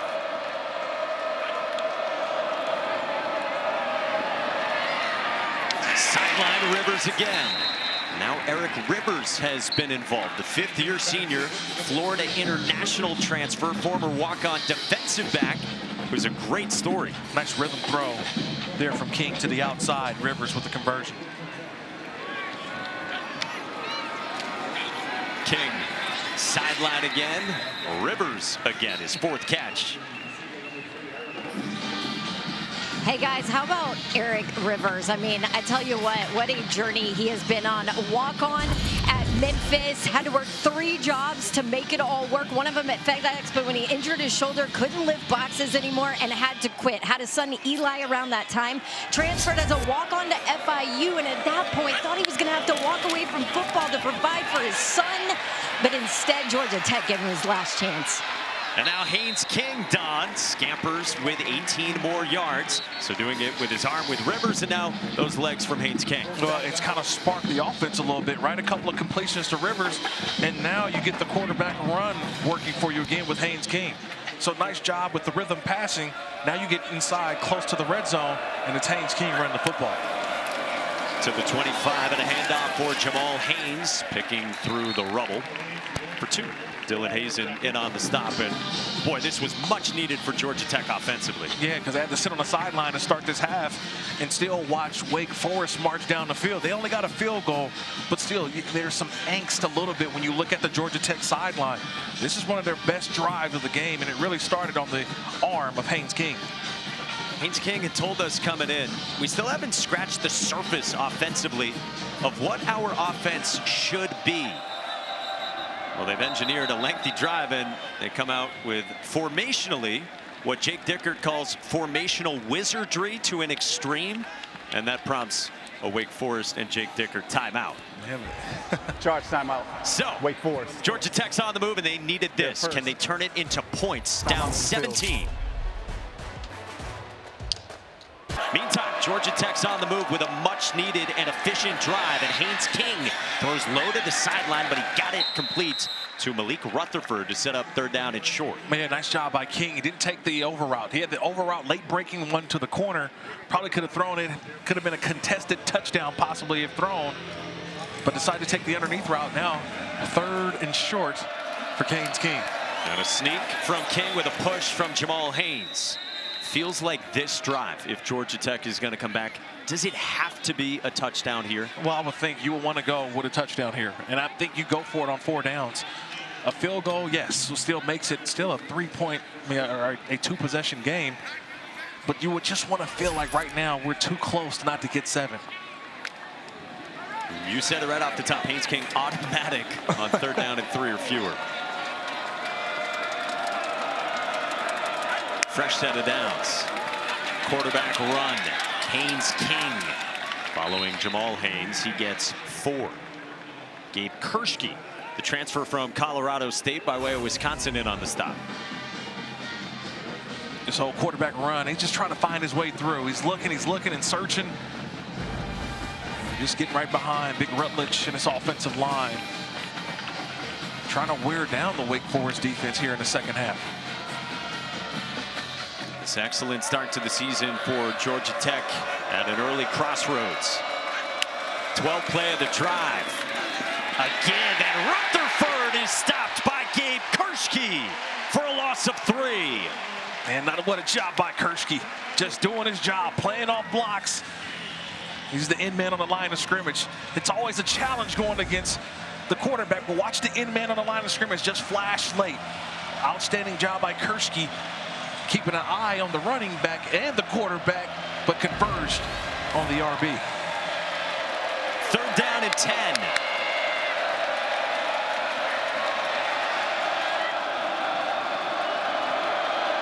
Rivers has been the go-to guy, Mike, so far. He's on this drive. He really got it started. Can they find Rivers, who's in the middle, in the slot? Timeout, Georgia Tech. With the play clock winding down. Timeout. Georgia Tech. They're first. To me, something to where Rivers, who's right here in his step formation, and there he is in motion. And is it 4-down territory as well?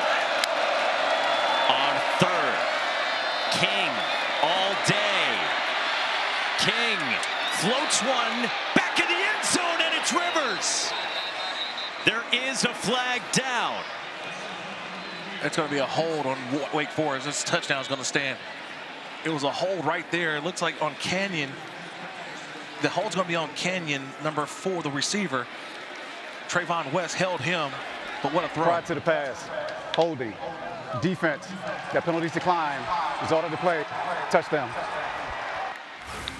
Haynes King had an eternity, and he does indeed find Eric Rivers. Just watch how he works and just works and works, and then finally uncovers. He just works the back line, just keeps working, and then shows that hand. That's an outstanding job by Rivers, being available for his quarterback and finding a way. I mean, that's all protection too, Mike. He had all day to throw. And when you have all day to throw, he just hurls one. And a nice job of just finding a way, doing something. We said they had to get 7, but watch the protection that Haynes King had. 1 1,000, 2 1,000, 3 1,000, 4 1,000. He had almost 6 seconds to throw the football. And I'll tell you this, as a defender, I can't cover that long, especially when it turns into backyard football. And that's what that last play was. That was backyard football. Haynes King to Rivers for a touchdown. And on that drive, you see what he did through the air when there was not much going through the passing game for Georgia Tech in the first half. And then how about Eric Rivers creating and in the scramble drill, finding some space. Don told you his amazing story. He's got his first Georgia Tech touchdown. Again, a walk-on at 2 different schools and at a time when the Yellow Jackets absolutely needed it. No, but I think they uncovered something as well. We were asking who was going to be the guy to step up offensively outside of Haynes King and Jamal Haynes. Well, Eric Rivers raised his hand and says, hey, I'll be that guy. I'll be that guy. And that was definitely a drive that was ignited by the opportunities given to Eric Rivers. Aiden Burr will send one away. Remember, Chris Barnes is dangerous, but he's got no chance at this one. Check in with Matt Berry in the studio.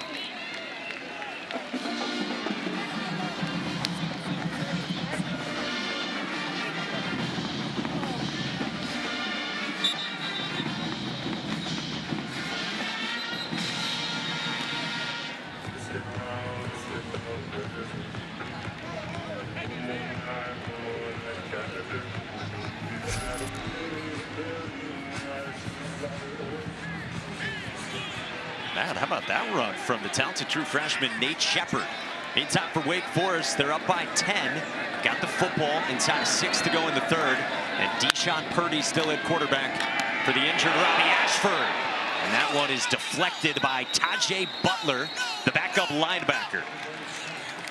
Nice job by Butler on the rush. He little blitz and got the left hand up. If you can't get to the quarterback, watch the left hand by Butler. He's got that hand up. That's what you're taught as a defender. Run at the quarterback with a hand up. Number one, it makes the quarterback have to change his throw, his angle of his arm. But if the hand is up, it's probably going to knock the ball down. A guy who is still very young for his sophomore class. They like the upside of Tajay Butler.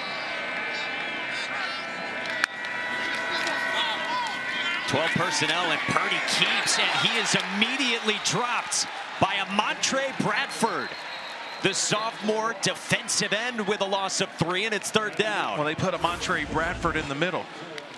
So watch this play here. He just comes all the way up. He's just not fooled. And that's a nice job by the defensive tackle, just going ahead and making a play. Actually using the end. He's lined up at the end. They're making him, they're moving the front a little bit. And that's a nice job by Georgia Tech, realizing, hey, a couple guys down on that defensive front. They're just moving guys in some different positions. And now 3rd down and long, and empty for Deshaun Purdy. Under pressure. Purdy escapes. And he's tracked down by Clayton Powell-Lee. And it's 4th down. Well, you can feel the momentum changing, right? You can feel it. You've got guys just flying all around the field. Powell-Lee, he comes from center field and he makes the play. Just outstanding effort. Watch, two guys had an opportunity to bring down Purdy. 1, 2, but just hustling to the football. And watch as Powell-Lee just tracks him down. Clayton Powell-Lee, the experienced senior, their 2nd leading tackler. Guy who could have taken more money to leave Georgia Tech. Gets home. And now fair catch signal from Bailey Stockton, and Georgia Tech down by 10 with good field position. All right, here we go. Time now for, think about it here. I'll call the play. Okay, yeah. I'm gonna give you a sec. Yeah, give me some time. Here's the screen set up. Malik Rutherford gets tracked down after a couple. All right, let's answer the Aflac trivia question. And what do we got here? Game at the house. You'll be ahead, I promise. Oh, yeah, for sure. 2nd down for Haynes King and Georgia Tech. On the rollout, King to the sideline for Rivers again. And Eric Rivers, you're right, has totally emerged here in this 3rd quarter. And I think they're going to tack 15 yards on as well, as Haynes King got hit as he released that football.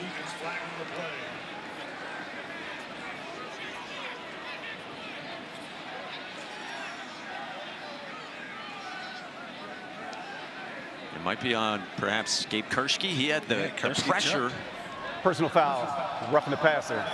Defense, 15-yard penalty added to the end of the run. 1st down. Again, watch number 10, Gabe Kershke, at the end, just kind of leaves his feet. And I didn't see much, but you're taught not to leave your feet in that. And when you do leave your feet, look what happens. And it's a nice job by Haynes King buying time and delivering to his best target so far today, Rivers. Is that enough for roughing the passer in your mind? It's never enough, but anytime that you jump, Mike, where are you landing it? The head and neck area of a quarterback is always off limits, and in that situation, they're just trying to protect the quarterback. Fake it. King keeps it with a stutter step, and Haynes King keeps plowing forward. Gets to the 30 with an 8-yard pickup. So a couple good drives in a row for Georgia Tech in rhythm. Yeah, now you're looking at a different sideline. Remember earlier I said the Georgia Tech sideline didn't have that same bounce. It's a little bit different over there now for the Yellow Jackets. King pulls it and churns for some more yardage. He gets hog-tied by Dallas Afalava, and it's all Haynes King right now. Yeah, Langston Hardy had an opportunity, but he went for the running back and didn't hit the quarterback. So now Haynes King, the run game, really has come alive here in this 3rd quarter. With 2.5 to go in the 3rd. Haynes met right at the line of scrimmage. Nicely defended by the front of the Wake Forest defense, including Kershke. Yeah, Kershke's having a big game so far. He knew that going into this game, the defensive ends, right here, there's Kershke. He's right there, keeping his eyes upfield. Live action right side of your screen, and this is Haynes on the underneath, and he slipped free from Hazen. Gets it close to the line to gain, takes it to the 16, a yard shy. And here you are, 3rd and 3 or less. 3rd and 3 or less, who gets the football? Haynes King, he's 9 of 9 on 3rd and 3 or less when he runs the football on 3rd down. You asked him about it this week. Haynes King said, I messed with our running backs all summer. I talked some trash. I don't want to talk trash if I can't back it up. He knows he's the guy that very often converts in these short yardage scenarios. Keeps it again with a lane. And a 1st down, Haynes King. You got to back up the talk. 10 for 10. It's like shooting free throws for Haynes King. Watch the extra blockers in front. It's the fake to Jamal Haynes that gets the linebackers out of it. The linebackers flow over the top. So when the linebackers flow over the top, that's just an easy downhill run for Haynes King with nobody at the second level. So the hands on the hips for Haynes King as well. This is when Buster Faulkner gets what he calls a smoke break for King. Just an easy handoff to Malachi Hosley. Takes it down to the 5, where it's not a read for Haynes King. There's no option to keep it. Buster Faulkner, in talking with his staff, calls them smoke breaks for Haynes King. I thought it was funny. He's got to get his guy the oxygen back. They don't have those oxygen tanks on the field during the series. So how do you get your quarterback to just calm down a little bit, catch his breath? That's how you do it. It's a design handoff. Another lengthy drive from Georgia Tech. The identity of this football team and this offense. King under pressure, back of the end zone, and a dangerous throw in the vicinity of Dean Patterson. King might have been just trying to get rid of that under heat. I think he was trying to get rid of it, but it was also a tired throw. You can look at this quarterback right now. Opening up late was, like you mentioned, was Patterson. But watch the quarterback the entire time. Not a lot of legs, just try to get rid of it. Big third down here, Mike. Big third down. Like gas. Slot right, Eric Rivers has been huge. Haynes King again with the touchdown. Gas tank running low. Haynes King digs deep. And it's a one-score game.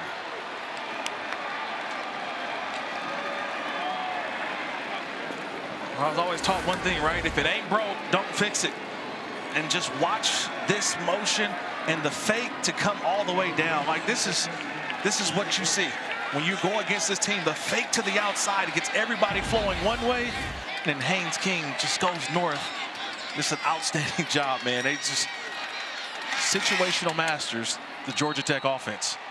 That's what they talk about when Brent Key goes over situational football. And a guy he adores playing quarterback for him leads the Jackets on another touchdown drive. Just a fake toss to the outside. He just got enough energy. Remember, he said thirds looked like second down. He was a little tired. And his coach just gives him a hug and said, that's how you do it. That's how you play, man. We go as far as Haynes King goes. And when he's going like this is a hard team to beat. And think about that relationship.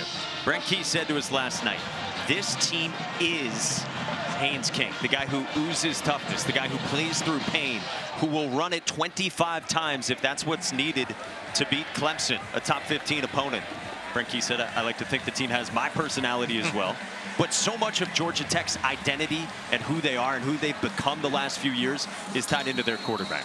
I think their identity in the second half has been what? Physicality, running the football, the passing game, and opening up. It has been a physical passing game that's got them back to their true identity, which is running the football with the quarterback.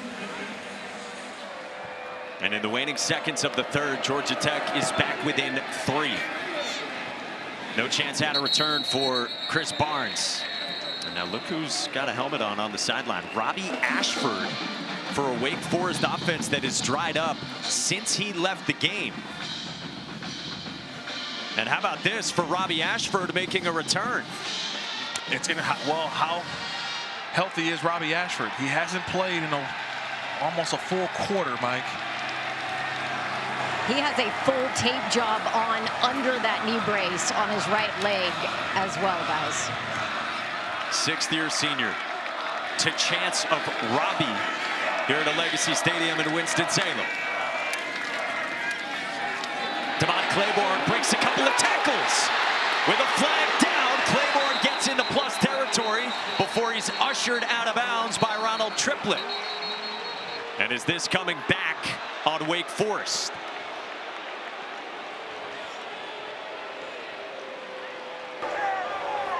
Holding. Offense number 8. 10-yard penalty. First down. They call that on Carlos Hernandez, the slot wide receiver, the transfer from Washington State. Yeah, I didn't really see much. I felt like Claiborne had got past where that block happened by the receiver Hernandez. It's right there. We on the I think they got the wrong number is what it was.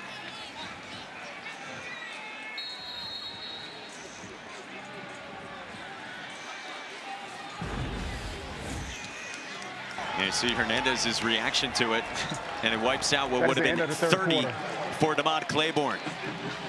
Well, Georgia Tech's offense has stirred to life. Haynes King, unsurprisingly, at the forefront of it. I want the quarterback run. Claiborne is the running back. Check down incomplete from Ashford. 3rd down and 16, and Wake Forest looking for answers offensively. Take a look at today's More Than a Home Team, brought to you by Cracker Barrel. And the home team, with Robby Ashford in, really got cooking late first half. Without him, the 8 plays with Deshaun Purdy, only 13 yards. Yeah, the quarterback run was just really not an option. They were just trying to throw the football. But now with the quarterback Ashford back in the game, how do they give him enough time to make a throw down the field? Showing pressure. Bring 4. Ashford nearly slipped. Ashford directing. Past the line of scrimmage when he threw it to Falai. So this will come back. He was fully past the line of scrimmage.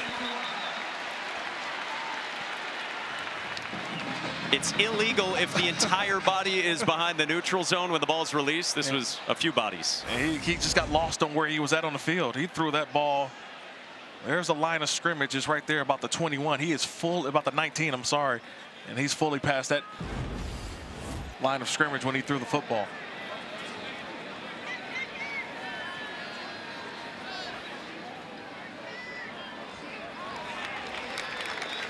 So you'll take the penalty, of course, instead of the result of that play. And that'll back up Wake Forest. And I think the bright spot for me was that just seeing Ashford getting out of the pocket, all right? Using some a little of that mobility and ability getting off. Offense number 2. 5-yard penalty from the spot of the foul. This penalty also includes the loss of down. 4th down. So it backs him up, and with the loss of down, it brings up 4th down for Wake Forest.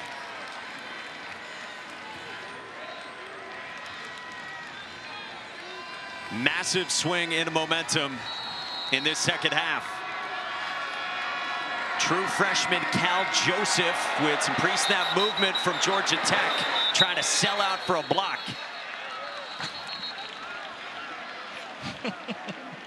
I know this drives coaches crazy.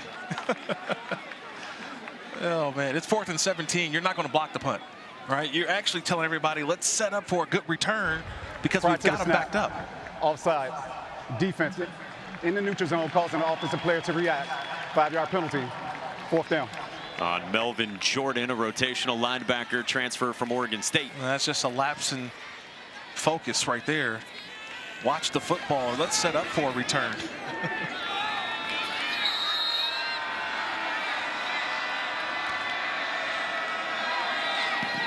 Cal Joseph gets it away for a backpedaling Bailey Stockton. From the 29, Stockton turns the corner, and Dylan Hazen wraps him up, but not before. 17 yards on the return. Well, Georgia Tech has all the momentum. Haynes King's got the football with the Jackets down by 3, trying not to spoil this. First 4-0 start since 2014, highest ranking in a decade. And trying to make it 5 straight wins to start the season. They're going to have to do it today, if they do, in comeback fashion. And a lot of it has been their quarterback, Haynes King, in the second half. Was bottled up throughout the first half, but second half he's been able to throw some outstanding throws to Eric Rivers, but also got the running game going by the quarterback. In King's hands again. Steps up, fires, and he's got it for Canyon. Hurtling into the red zone. Haynes King's doing it all in the second half. Wow, what a throw. But more importantly, this route, the way it develops by Canyon. He's on the outside, and he just comes all the way across, and they buy a little bit of time for the quarterback, Haynes King. He's all the way up here, and he's just, wow, man, it's a long route. But that's how you do it. You buy time for the quarterback and allow the route to develop, and watch Haynes King deliver the ball right where it needed to be. As Canyon got behind Devon Patterson and picks up 37. Their longest pass play today. Quarterback run. Nick Anderson on the stop. 5 for Haynes King, who's emptying the tank. Look at this, these hops by Kenyon. He had full extension. That's high. Was that high hurdle? You like that? Are you a high hurdle? You're a jumper? That's pole vault right there. No, you're going pole vault. I'm saying high hurdle.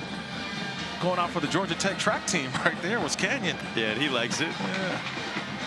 Early fourth quarter with the Yellow Jackets on the move.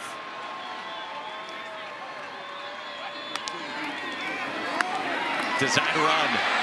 King cracked down by Kershke. First down and goal for Georgia Tech. Man, this is devastating for a defense because you know what's coming. You're in the red zone. And it's just the offensive line just pushing, and Haynes King is going to get the football. They get extra blockers around there. And you know what's coming, and you can't stop it. And this is quintessential Haynes King. Keelan Rutledge said earlier this year, Haynes King is as tough as a $2 steak. Hosley met by Newer Gatkuth from behind. I mean, this is what Haynes King has built his legend on in college football. He is a warrior. There's toughness all over the place, and he's leading him back. And you just feel the momentum shift. And you see the play style is different now. Remember, they went a little hurry up to start the third quarter. Now we've gotten to the fourth quarter. They've slowed things down a little bit, and they feel like they've taken the momentum back and now running the football. Kings run it 15 times for 92 yards. Make it 16. Net by Nick Anderson. Third down and goal. Can Wake Forest bow up here and halt Georgia Tech, who has been on marches throughout this second half? You assume 3rd and 4, 5 and goal, and you would assume, hey, they may be throwing, but that's not the mentality. That's not the identity of Georgia Tech. Mike, you know what I say? It's not about plays, it's about players. Keeping the ball in number 10's hands is what you do down here inside the 5. JT Byrne, the blocking tight end beside King. Fake the pitch, follow Byrne. King with a push, but he's stacked up right around the 2. Langston Hardy in on the stop. 4th down and goal, and what a stop by Wake Forest. That's a huge stop. I'm looking at the sideline of Georgia Tech, and they've signaled for field goal. A little surprised. I can't be too surprised here. You got to take the points. You don't want to take the points off the board. But I love the play call. You get down there and 3rd down, 4 or more, and still you rely on Haynes King. Got you enough, but not enough for the touchdown. Aiden Burr has been perfect so far this season, including a make earlier today, you see, from 35. This from 19, and Aiden Burr ties this game at 20. Georgia Tech has scored on all 3 second half possessions with 17 in a row.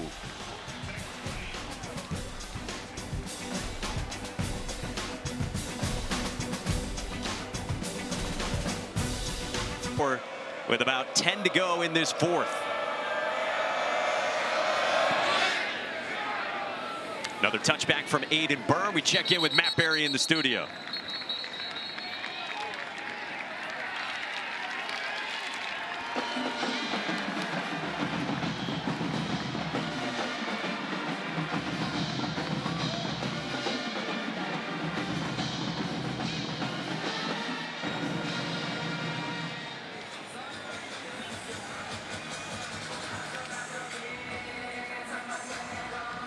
Marcel Reed was fabulous in that win in South Bend against Notre Dame. And now here in the 4th quarter at a Legacy Stadium, Robby Ashford at the controls with a give to his star running back, Demond Claiborne. Well, before that play, Wake had not done much offensively. 12 plays, 22 yards since this Robby Ashford injury. Yeah, this was the play. It was actually a fumbled snap. Ashford able to pick it up. And just at the end of the play, Kyle Eford with the tackle. Ashford goes into the tent, and so we haven't seen much from this offense since he was injured. Can't connect there with Sterling Burkhalter, and it's 3rd down. Ashford's had that right knee being tended to. He was testing it out. He had a big brace on it, fully wrapped up as well, playing with that brace. The 6th-year senior at his 4th school, trying to lead Wake Forest to a signature win under first-year head coach Jake Dicker. Chris Barnes is in the slot. He's been the guy to go to on 3rd. On the left side of the formation, Ashford hits the crosser to his big tight end, Annie Falai, to move the sticks. Nice job by Falai. He just comes up and runs this an in route and just keeps going. Realizes, wait, nobody's running with me. He doesn't stop and turn for the quarterback because he feels zone. He realizes, wait, nobody's picking me up, so this could be some man-to-man coverage, and a drop coverage from Georgia Tech results in the 1st down for Wake Forest.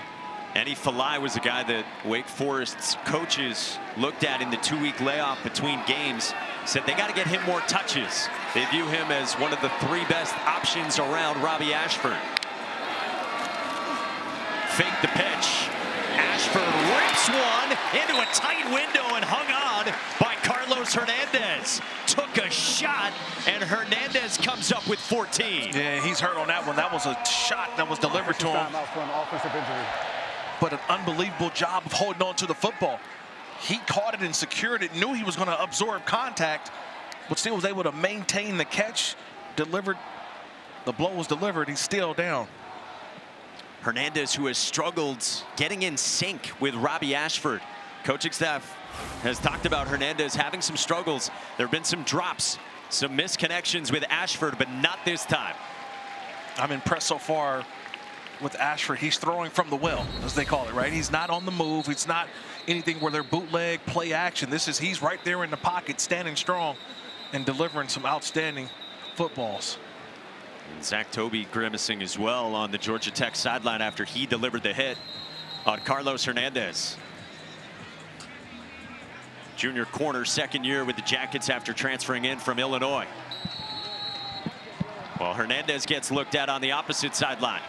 Midway through the 4th, tied at 20.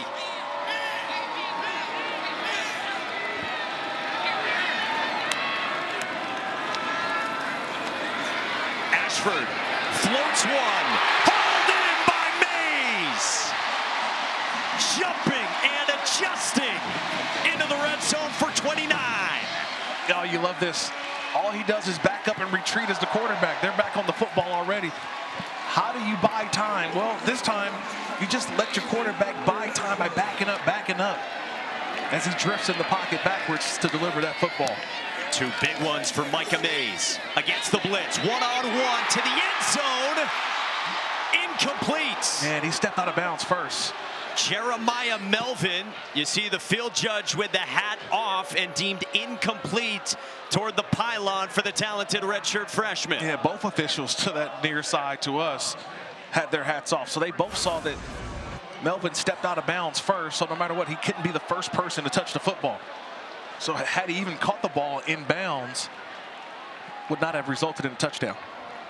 Working on Daquan White there, the junior corner transfer from Eastern Michigan.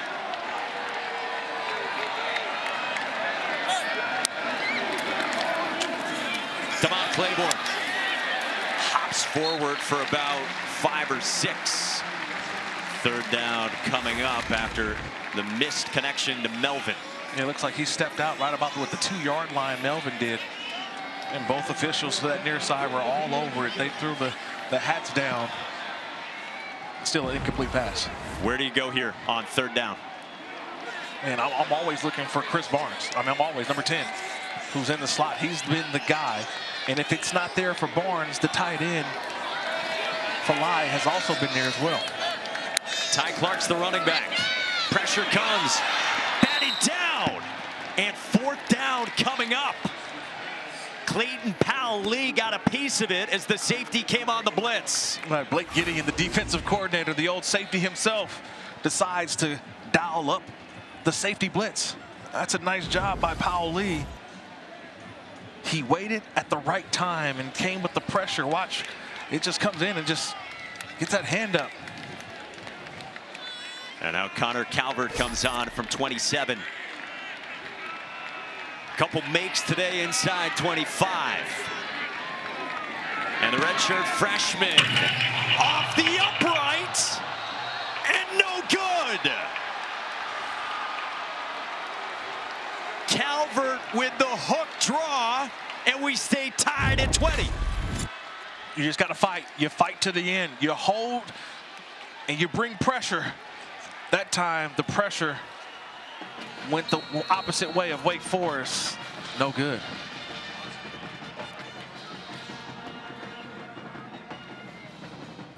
And after that, headed to the bus. But it looks like, guys, maybe it just took the second half to wake up. That was an early morning. Great stuff, Don, who was embedded with them today. Georgia Tech with the football, tied at 20, and Jamal Haynes fumbles. Karan Prunty pounces on it. Wow!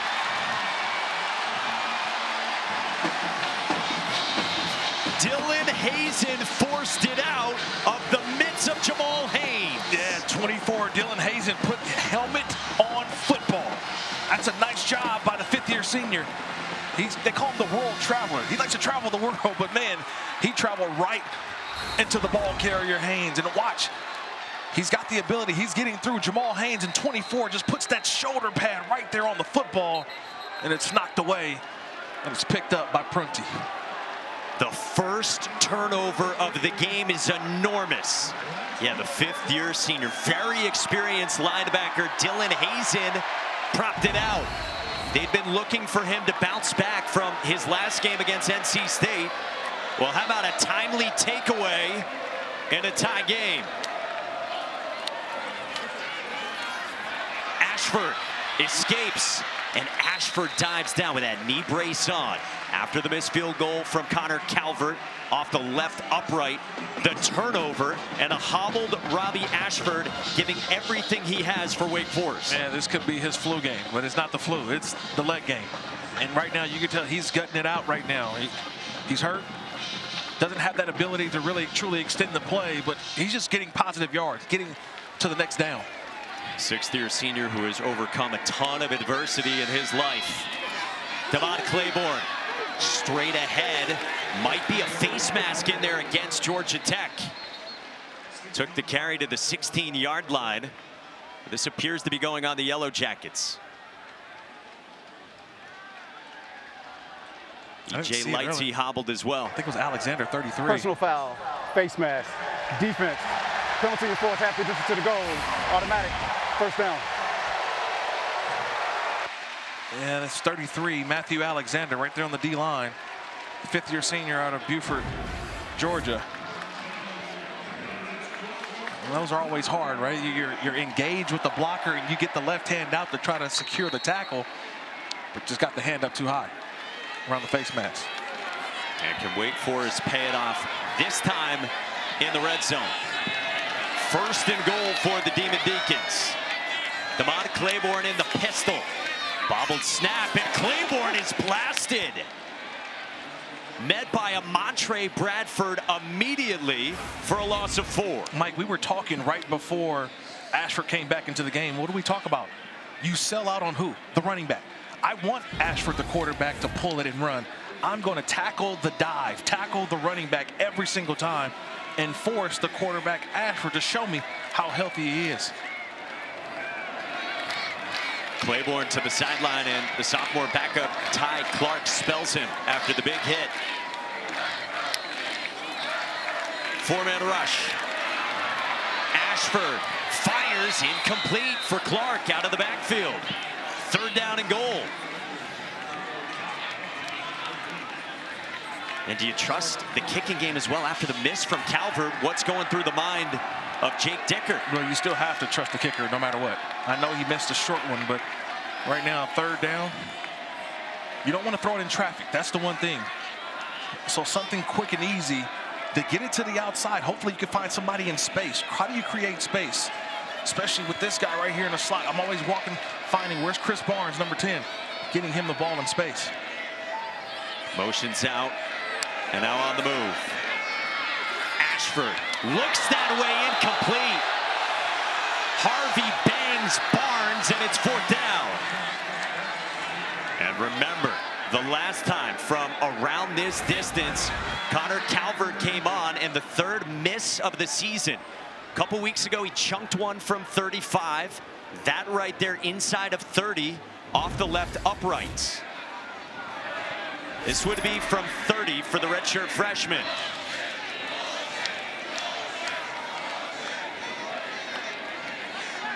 Would be a career long for Calvert. Trying to give Wake Forest the lead.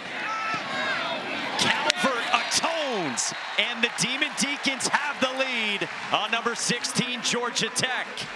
An exhale from Deac Nation. 5 to go. Wake Forest in front.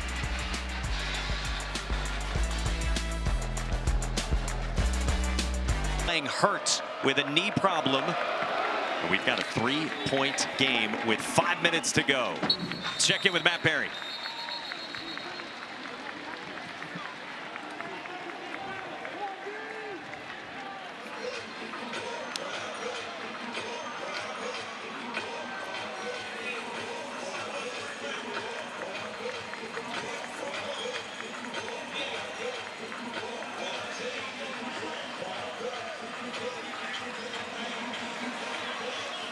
All right, Matt, awesome day, one of the best in recent college football memory. Louisville trying to stay perfect, and so are Haynes King and Georgia Tech. Down by 3. King, seen, got it complete.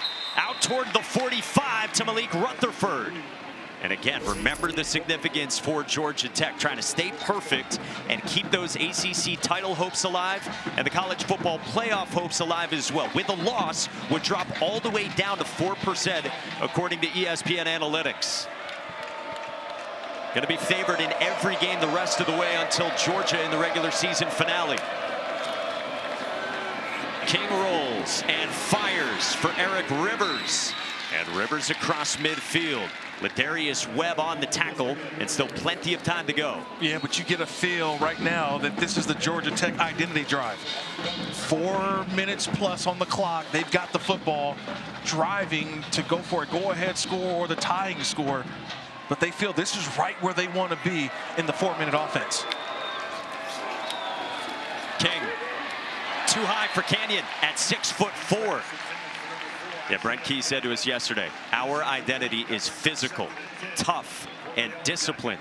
They've been building toward this. They've been the underdog. They've done that in years past. Have they arrived? Can they avoid a stumble today? And can they play with expectations? The expectations is they know they're a good football team, but these are the type of games that you have to win on the road, especially when you're down late.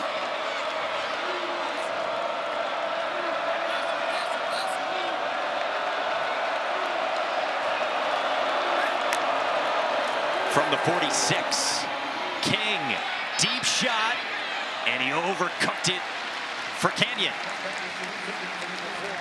Third down. A little miscommunication there. Canyon broke to the inside. That ball's thrown to the outside, just playing off the leverage of the cornerback to the outside. But this is 4-down territory, I think, especially this time in the game. 4:08. You're trying to just get this in half. If you can get half of this 10 yards to go for it on 4th if you don't pick it all up here. See, they've been great on 3rd downs in this second half.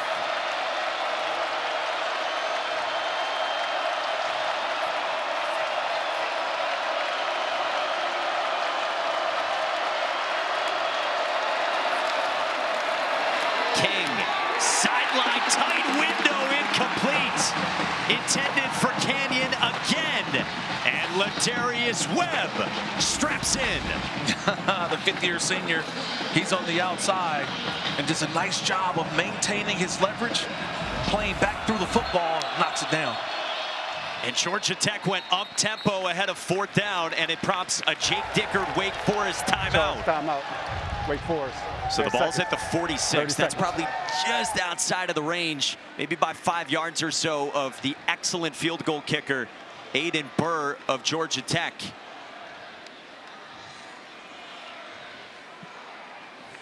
And Brent Key had the offense stay out there ahead of 4th down. Remember, Georgia Tech has already been in a tight late game scenario earlier this year. This was a couple of weeks ago at home on the flats against Clemson. Game was tied in this case when Bird drilled it from 55. Yeah, I don't know if it's that same situation at this moment, right? Still too much time on the clock. You've got timeouts, but I do like the decision here to go for it. Or so we thought. Marshall Nichols runs on, the punter, the fifth-year senior who last time ran around this spot tried to fake. But this is 4th and 10. And Nichols will boot one away, and we've got whistles at the snap. The ball was snapped prior to the whistle being blown for ready for play. So Georgia Tech too eager to punt it away. Decision-wise, is it the right decision? Yeah, I think so. You had thought maybe it is 4-down territory. They didn't pick up anything on 3rd down, though. I think if you would have picked up a little something on 3rd down, it gives you a better opportunity on that 4th. But because you still 10 yards, I think you try to punt the ball and bury him down inside the 20-yard line.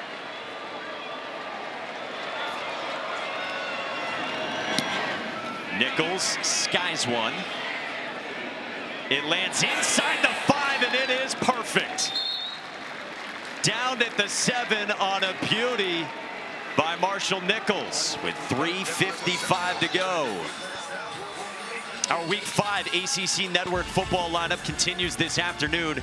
Boston College and Cal getting started right now in Chestnut Hill. Then we cap the night in Palo Alto with Stanford and San Jose State at 7:30. And remember, you can always watch on the ESPN app.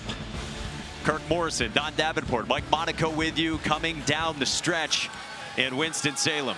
Brent Key's team went down big earlier, but they answered here in the second half. Can they get a stop? Wake Forest with the football up by 3 with 4 minutes to go for Jake Dickert's team.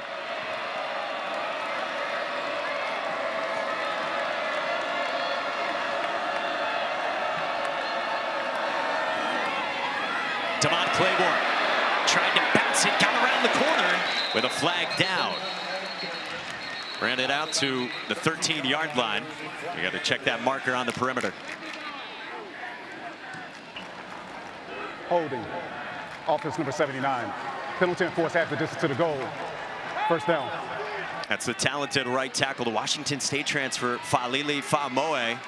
And that's costly as a drive starter. Yeah, Faamoe just got turned at the end. He's right here. Just watch how he gets hooked. He hooks the defender who kind of got up the field. See up the field and sees that last little hold as that defender had gotten already went by him. So it takes away 6 yards on the ground with Claiborne. Tight quarters for Wake Forest. Claiborne straight ahead. E.J. Lightsey in on the stop. About a 4-yard pickup there. Going back to what Jake Dickert, the head coach of Wake Forest, told us yesterday, Mike, we have to be better in the moment. They've got a lead. They got the ball. You've got to be better in these moments to execute, get the ball down the field, and really not even let Georgia Tech have the football back. They didn't have that opportunity a couple weeks ago against NC State. They had the lead, but they relinquished the lead late and lost the football game. They said that was a learning moment, and you see it right here. Can they make up for what they happened a couple weeks ago? And it looked like Brent Key was talking through the analytics of it on the sideline. 2 timeouts, remember, plus the 2-minute timeout. Boy, low snap, and Ty Clark gets dropped at the 10. So 3 yards there. 3rd down coming up. Amari Harvey the stop. Clock continues to roll here. Brent Key not going to use him yet ahead of 3rd down. Big call here from Blake Gideon, D coordinator. Does he send a little pressure on Robby Ashford, knowing he's kind of been immobilized a little bit? He hasn't been able to run, so he's been a stationary target in the backfield as the quarterback. If you're just joining us, the 6th-year senior quarterback Robby Ashford hurt his right knee in this half. Left the game for a couple of drives and has since returned. On 3rd down, he goes to the air, and Ashford into a window and hung on. Sawyer Racanelli's first catch in a Wake Forest uniform is enormous. And I'm asking how? How? How does he get this ball in there? Racanelli, fearless. He knew he was going to get hit, but watch the location of this football. It jumped gets right in there, and he takes the hit. You mentioned it, Mike. He had 0 catches coming in today, and maybe the biggest catch of the year.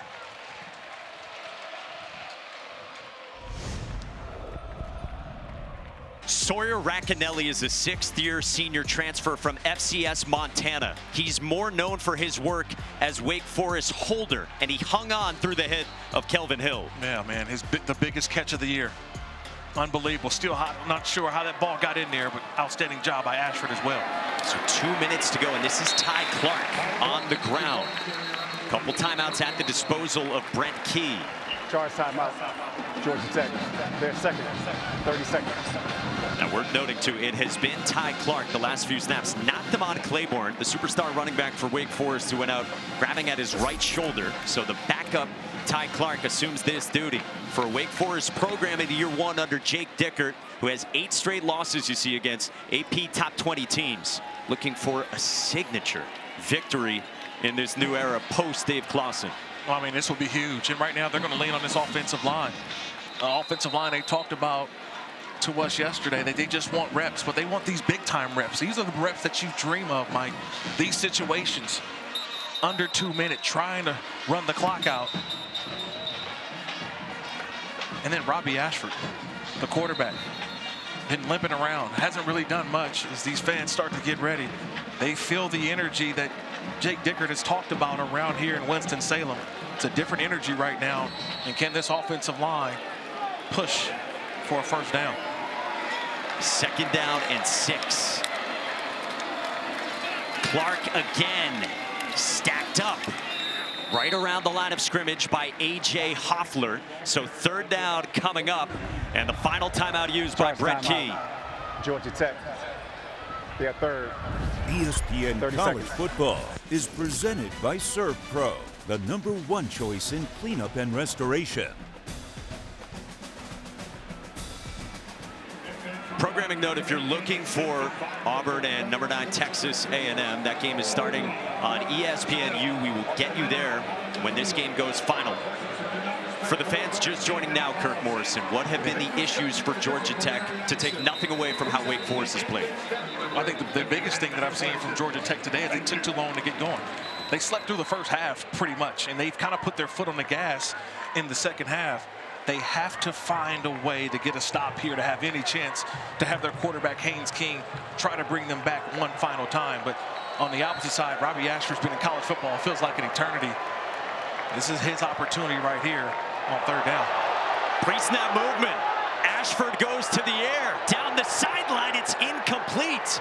But there is no flag down, and Jake Dickert and Robby Ashford are irate. Looked like Daquan White was very close to creeping over the line, if not over the line, but no flag, and it's 4th down, and you save 40 seconds. Yeah, I'll be honest with you, he's in the neutral zone. To me, at first look, at first glance, he's in the neutral zone when that ball is snapped.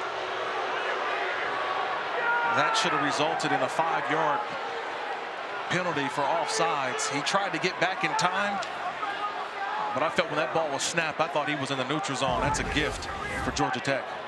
This is 2 weeks in a row in the ACC. You've had almost the exact same play, both times no flag called. Joseph gets it away, and Bailey Stockton has the fair catch at the 30. So let's see. We tried this angle as well. Yeah, he's in a neutral zone. I mean, the foot. He's there. He never got back. From that vantage point, I never saw him get back. Let's bring in our rules expert, Jerry McGinn. Jerry, from those 2 angles, not perfectly down the line, what do you see? From those 2 angles, unfortunately, the line judge is not going to be happy when he sees the film. That should be defensive offside. It would have given Wake Forest a 1st down. It's very unfortunate. Wow. I mean, just an enormous missed call right there. Yeah, I agree right there with Jerry. Same thing. Never got back before that snap of the football. And remember, you save about 40 seconds as well. So a $141 for Haynes King, who goes to a crosser to Isaiah Canyon. Spins into plus territory. Plenty of time to work with. You've got an excellent field goal kicker. The target line for him is the 40. You're 8 yards away from that, and you're thinking more. King, Canyon to drop. Second down coming up. And right now, just a vanilla coverage right now from Scott Hazelton, the defensive coordinator for Wake Forest, kind of just keeping everything in front of you. Defensively, the conversation is, let's keep it all in front of us and tackle. Tackle inbounds with no timeouts for Georgia Tech. Tackling inbounds keeps the clock running.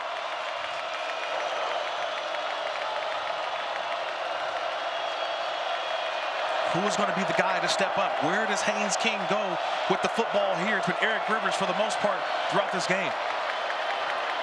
King, sideline, a lot of contact, incomplete. Prunty got handsy with Eric Rivers, and there's a flag. Pass interference, defense number 3, 15-yard penalty, automatic, first down. I think both guys are over there hand fighting. Rivers sails the outside, then he comes back in. And I think they get that right hand of Prunty, who's right underneath that right hand, right on the shoulder pad. I mean, that's plenty of restriction, right? Impeding. It's restriction, especially when that ball's in the air. See, when the ball's in the air, he's restricting him from allowing him to get the reception. A steaming Jake Dickert was irate about a call that didn't happen. 1:19 to go. Georgia Tech on the move, down by 3, trying to stay perfect. And I know you're thinking about playing pass for Wake Forest, but Haynes King still a big-time runner. Right on cue. A draw from King. He gets wrapped up after 2 yards, and the clock ticks. Aiden Hall, the linebacker, in on the stop. You always have to keep an eye on the quarterback, especially if you're playing these zones. Linebackers flying out. If the middle of the defense is open, Haynes King will go.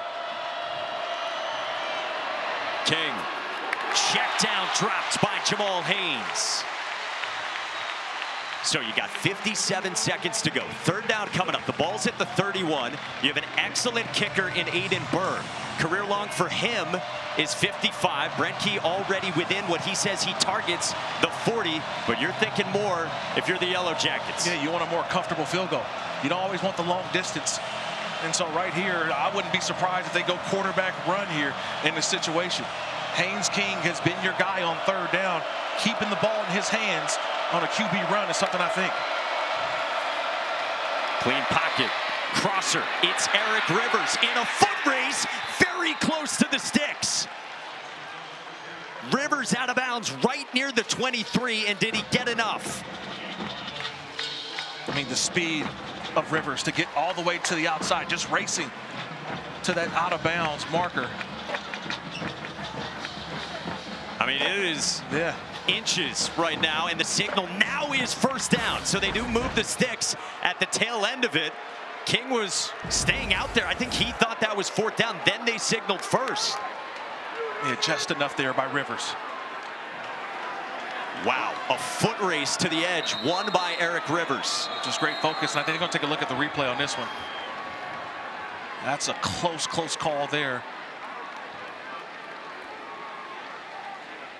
The previous play of the runner reaching the line of the game is under further review. Now, they awarded him the first down, Mike, so that's the call. Correct? But now let's look where the football is in comparison to when he goes out of bounds. Initially, I'm looking at the right foot that goes out of bounds. And where's the football? See Brent Key immediately watching it in real time along the sideline from Rivers. There's that right foot that goes out of bounds. Where's the ball at the time Rivers crosses out? Let's bring in Jerry McGinn, our rules expert. Jerry, another one for you. What do you see?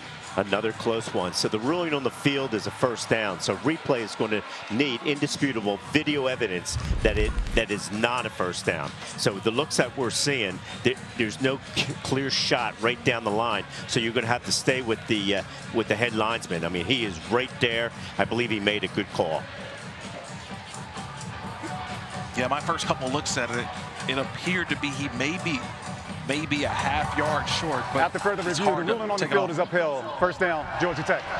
Remember, it's different this year in college football. There's no confirmed. It's just overturned or upheld. And so with that amount of evidence, the call is upheld. And boy, Jake Dickert, a few plays now that by inches have not gone his way, and Georgia Tech has a fresh set of downs and still 50 seconds to go. How big has Eric Rivers been?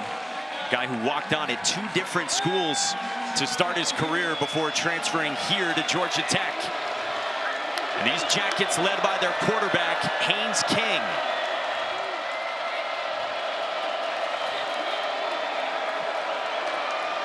Dalen Gordon is coming in running back, and he carries the rock. Straight ahead for 4. Can this Wake Forest defense create one more stop, try to pull the ball out? And how aggressive does Georgia Tech right here in this situation? Do they dare put the ball in the air, Mike?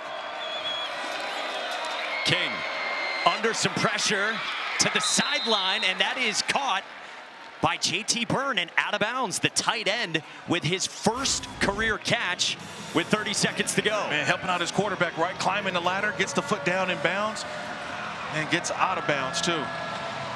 Big call here, 25 seconds on the play clock.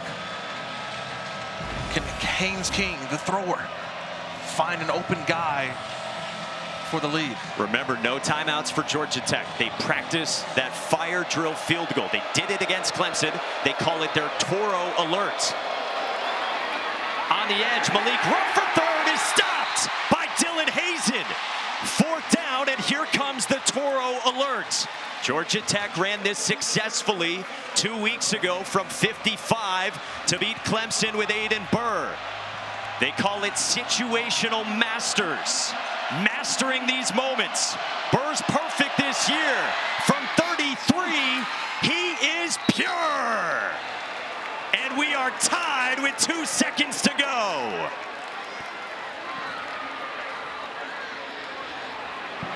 Just taking you right back to that sequence.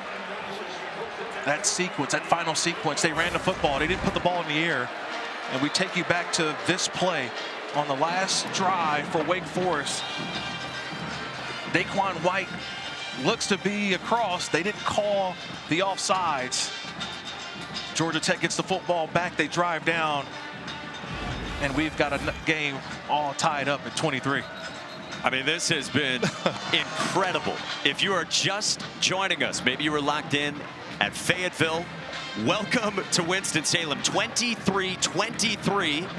Wake Forest student section was ready to storm, similar to what we saw a few hours away from here last night in Charlottesville, with Virginia taking down Florida State, and Jake Dickert with a couple of plays so close to a signature win in year 1 after taking over for Dave Clawson, and Brent Key's team trying to stay perfect. What a game this has been. Wake Forest led by as many as 17. They were up 20-3. But Georgia Tech stirred to life with its offense in the second half. They tied the game at 20. We've exchanged field goals since then. And the final 2 seconds as Aiden Burr sends this one booming back toward Chris Barnes. And so 2 seconds to work with. And if not, we go to overtime yet again in the ACC. Wow, what a game. The first half was all Wake Forest, right? They go in, they feel comfortable with themselves, and then the adjustments that were made by Georgia Tech, more aggressive, more physical. They come back, and it's really been the tale of 2 halves, and that's why we're right where we are right now. Aiden Burr, perfect. Georgia Tech executes it again. Wake Forest heads to overtime, hosting number 16 Georgia Tech. Overtime is next in Winston-Salem. 2022 against then number 5 Clemson. Wake won it. Georgia Tech starts with it, and Haynes King on the ground is swung down by Nick Anderson, a 4-yard pickup. And they go right back to their normal offense. You get into overtime, you think, okay, we've got to score quickly. No, they want to still let their offensive line take over, using Haynes King, the decision maker, using his offensive line here in overtime. Again, Brent Key said to us, Haynes King is this team. The tough quarterback has run it 19 times for over 100 yards. Told us earlier this week He's played through a ton of pain. There's no telling. It's always temporary. He rolls, pumps, connects to his tight end, Josh Beetham. Only his 4th career catch, a 17-yard pickup. And a little surprise here, Haynes King usually would take off. He sees all that open green grass, but he keeps his eyes downfield and he finds the late tight end streaking across the field. And now you get inside the 5-yard line, ball's at the 3, and this is Haynes King time. The King conversions, as we've said all week long, this is where number 10 keeps the football. A grinding running quarterback has blockers with him. Haynes King following JT Byrne gets wrapped up after 2 and 2nd down and goal. You almost feel like they've got 3 plays, 1st, 2nd, and 3rd down to let Haynes King find the right window to go through. Use the offensive line, bring in extra blockers. But who do you trust in this situation? You get down here, it's all about trusting the right players. And the right player is Haynes King. Brent Key has said, I've never met a tougher kid in my life than Haynes King. No surprise, they run him again. King, touchdown, Georgia Tech. Who else would it be but Haynes King?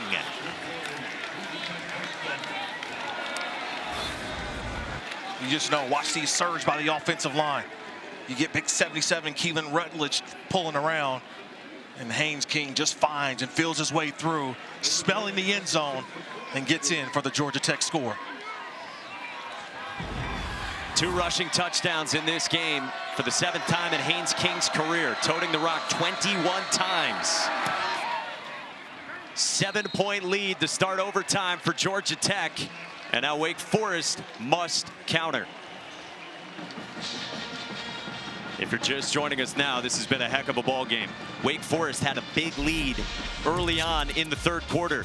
Robby Ashford had been carrying this offense with his arm and his legs, but this was a 3rd quarter scamper off a bad snap, and he suffered a right knee injury. Kept him out a couple of drives. He was testing it out. They put a big brace on that right knee. They wrapped up the leg as well. He has since returned to the game. How's he look to you? Yeah, he's looked great, but what he's done is use his arm. He stayed in the pocket. Hasn't been making those plays that we saw earlier in the game, Mike, where he moved out of the pocket, bootlegs, waggles. Can he maintain himself in the pocket and deliver the football? 6th-year senior at his 4th school with a stud running back in Demond Claiborne. Breaks a couple tackles. Claiborne to the pylon. Touchdown.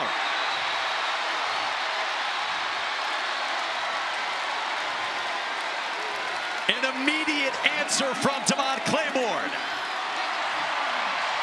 And Claiborne still down at the corner of the end zone. But what an unbelievable effort by Claiborne. You said he was banged up a little bit, and so he still finds his way back in the game, and he makes an outstanding linebacker miss. Kyle Eford had the wide open tackle on him, and he missed him at the line of scrimmage. And Claiborne smelling the end zone. That's a touchdown. And look at this for Wake Forest and Jake Dickert. For now, the offense is on the field.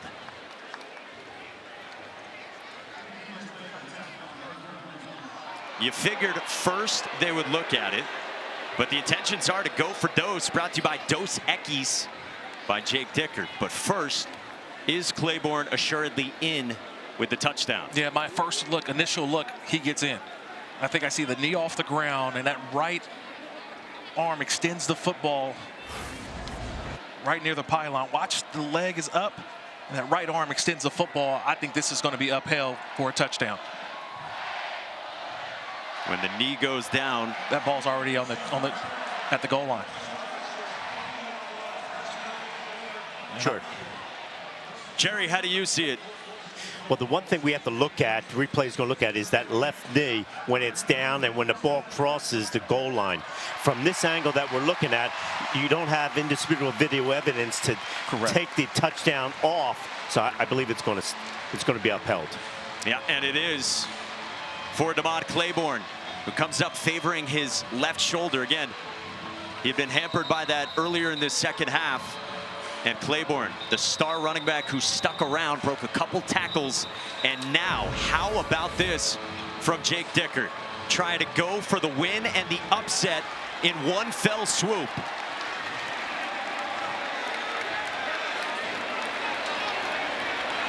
A new era of Wake Forest football. Dickert's first year on the job and going for it all here in Winston-Salem.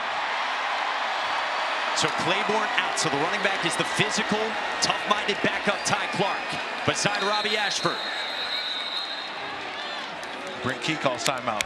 Get a chance to look at the offense. Georgia Tech, they're first. Well, how about this for 30 seconds. The finish to Georgia Tech and Wake Forest. Georgia Tech, who has spent so much time as the underdog, building the last few years. Brent Key has said underdog is over. But they have stubbed their toes in recent years against the unranked ACC teams. It's just a 500 record under Brent Key against unranked ACC opponents. And now an upset bid for Wake Forest, and trying to go for it here with a storming looming. Yeah, no longer is Georgia Tech the hunter. They're the hunted. No longer. So they have to go out and play to that standard. And today, Wake Forest has played one of their best football games so far. And now with the opportunity to walk it off. Wake Forest has only tried two-point conversions this year, both in a blowout win 3 weeks ago against Western Carolina. Robby Ashford trying to win it for Wake. He rolls. Ashford searching under pressure. Intercepted! Clayton Powell-Lee picks it off, and Georgia Tech survives.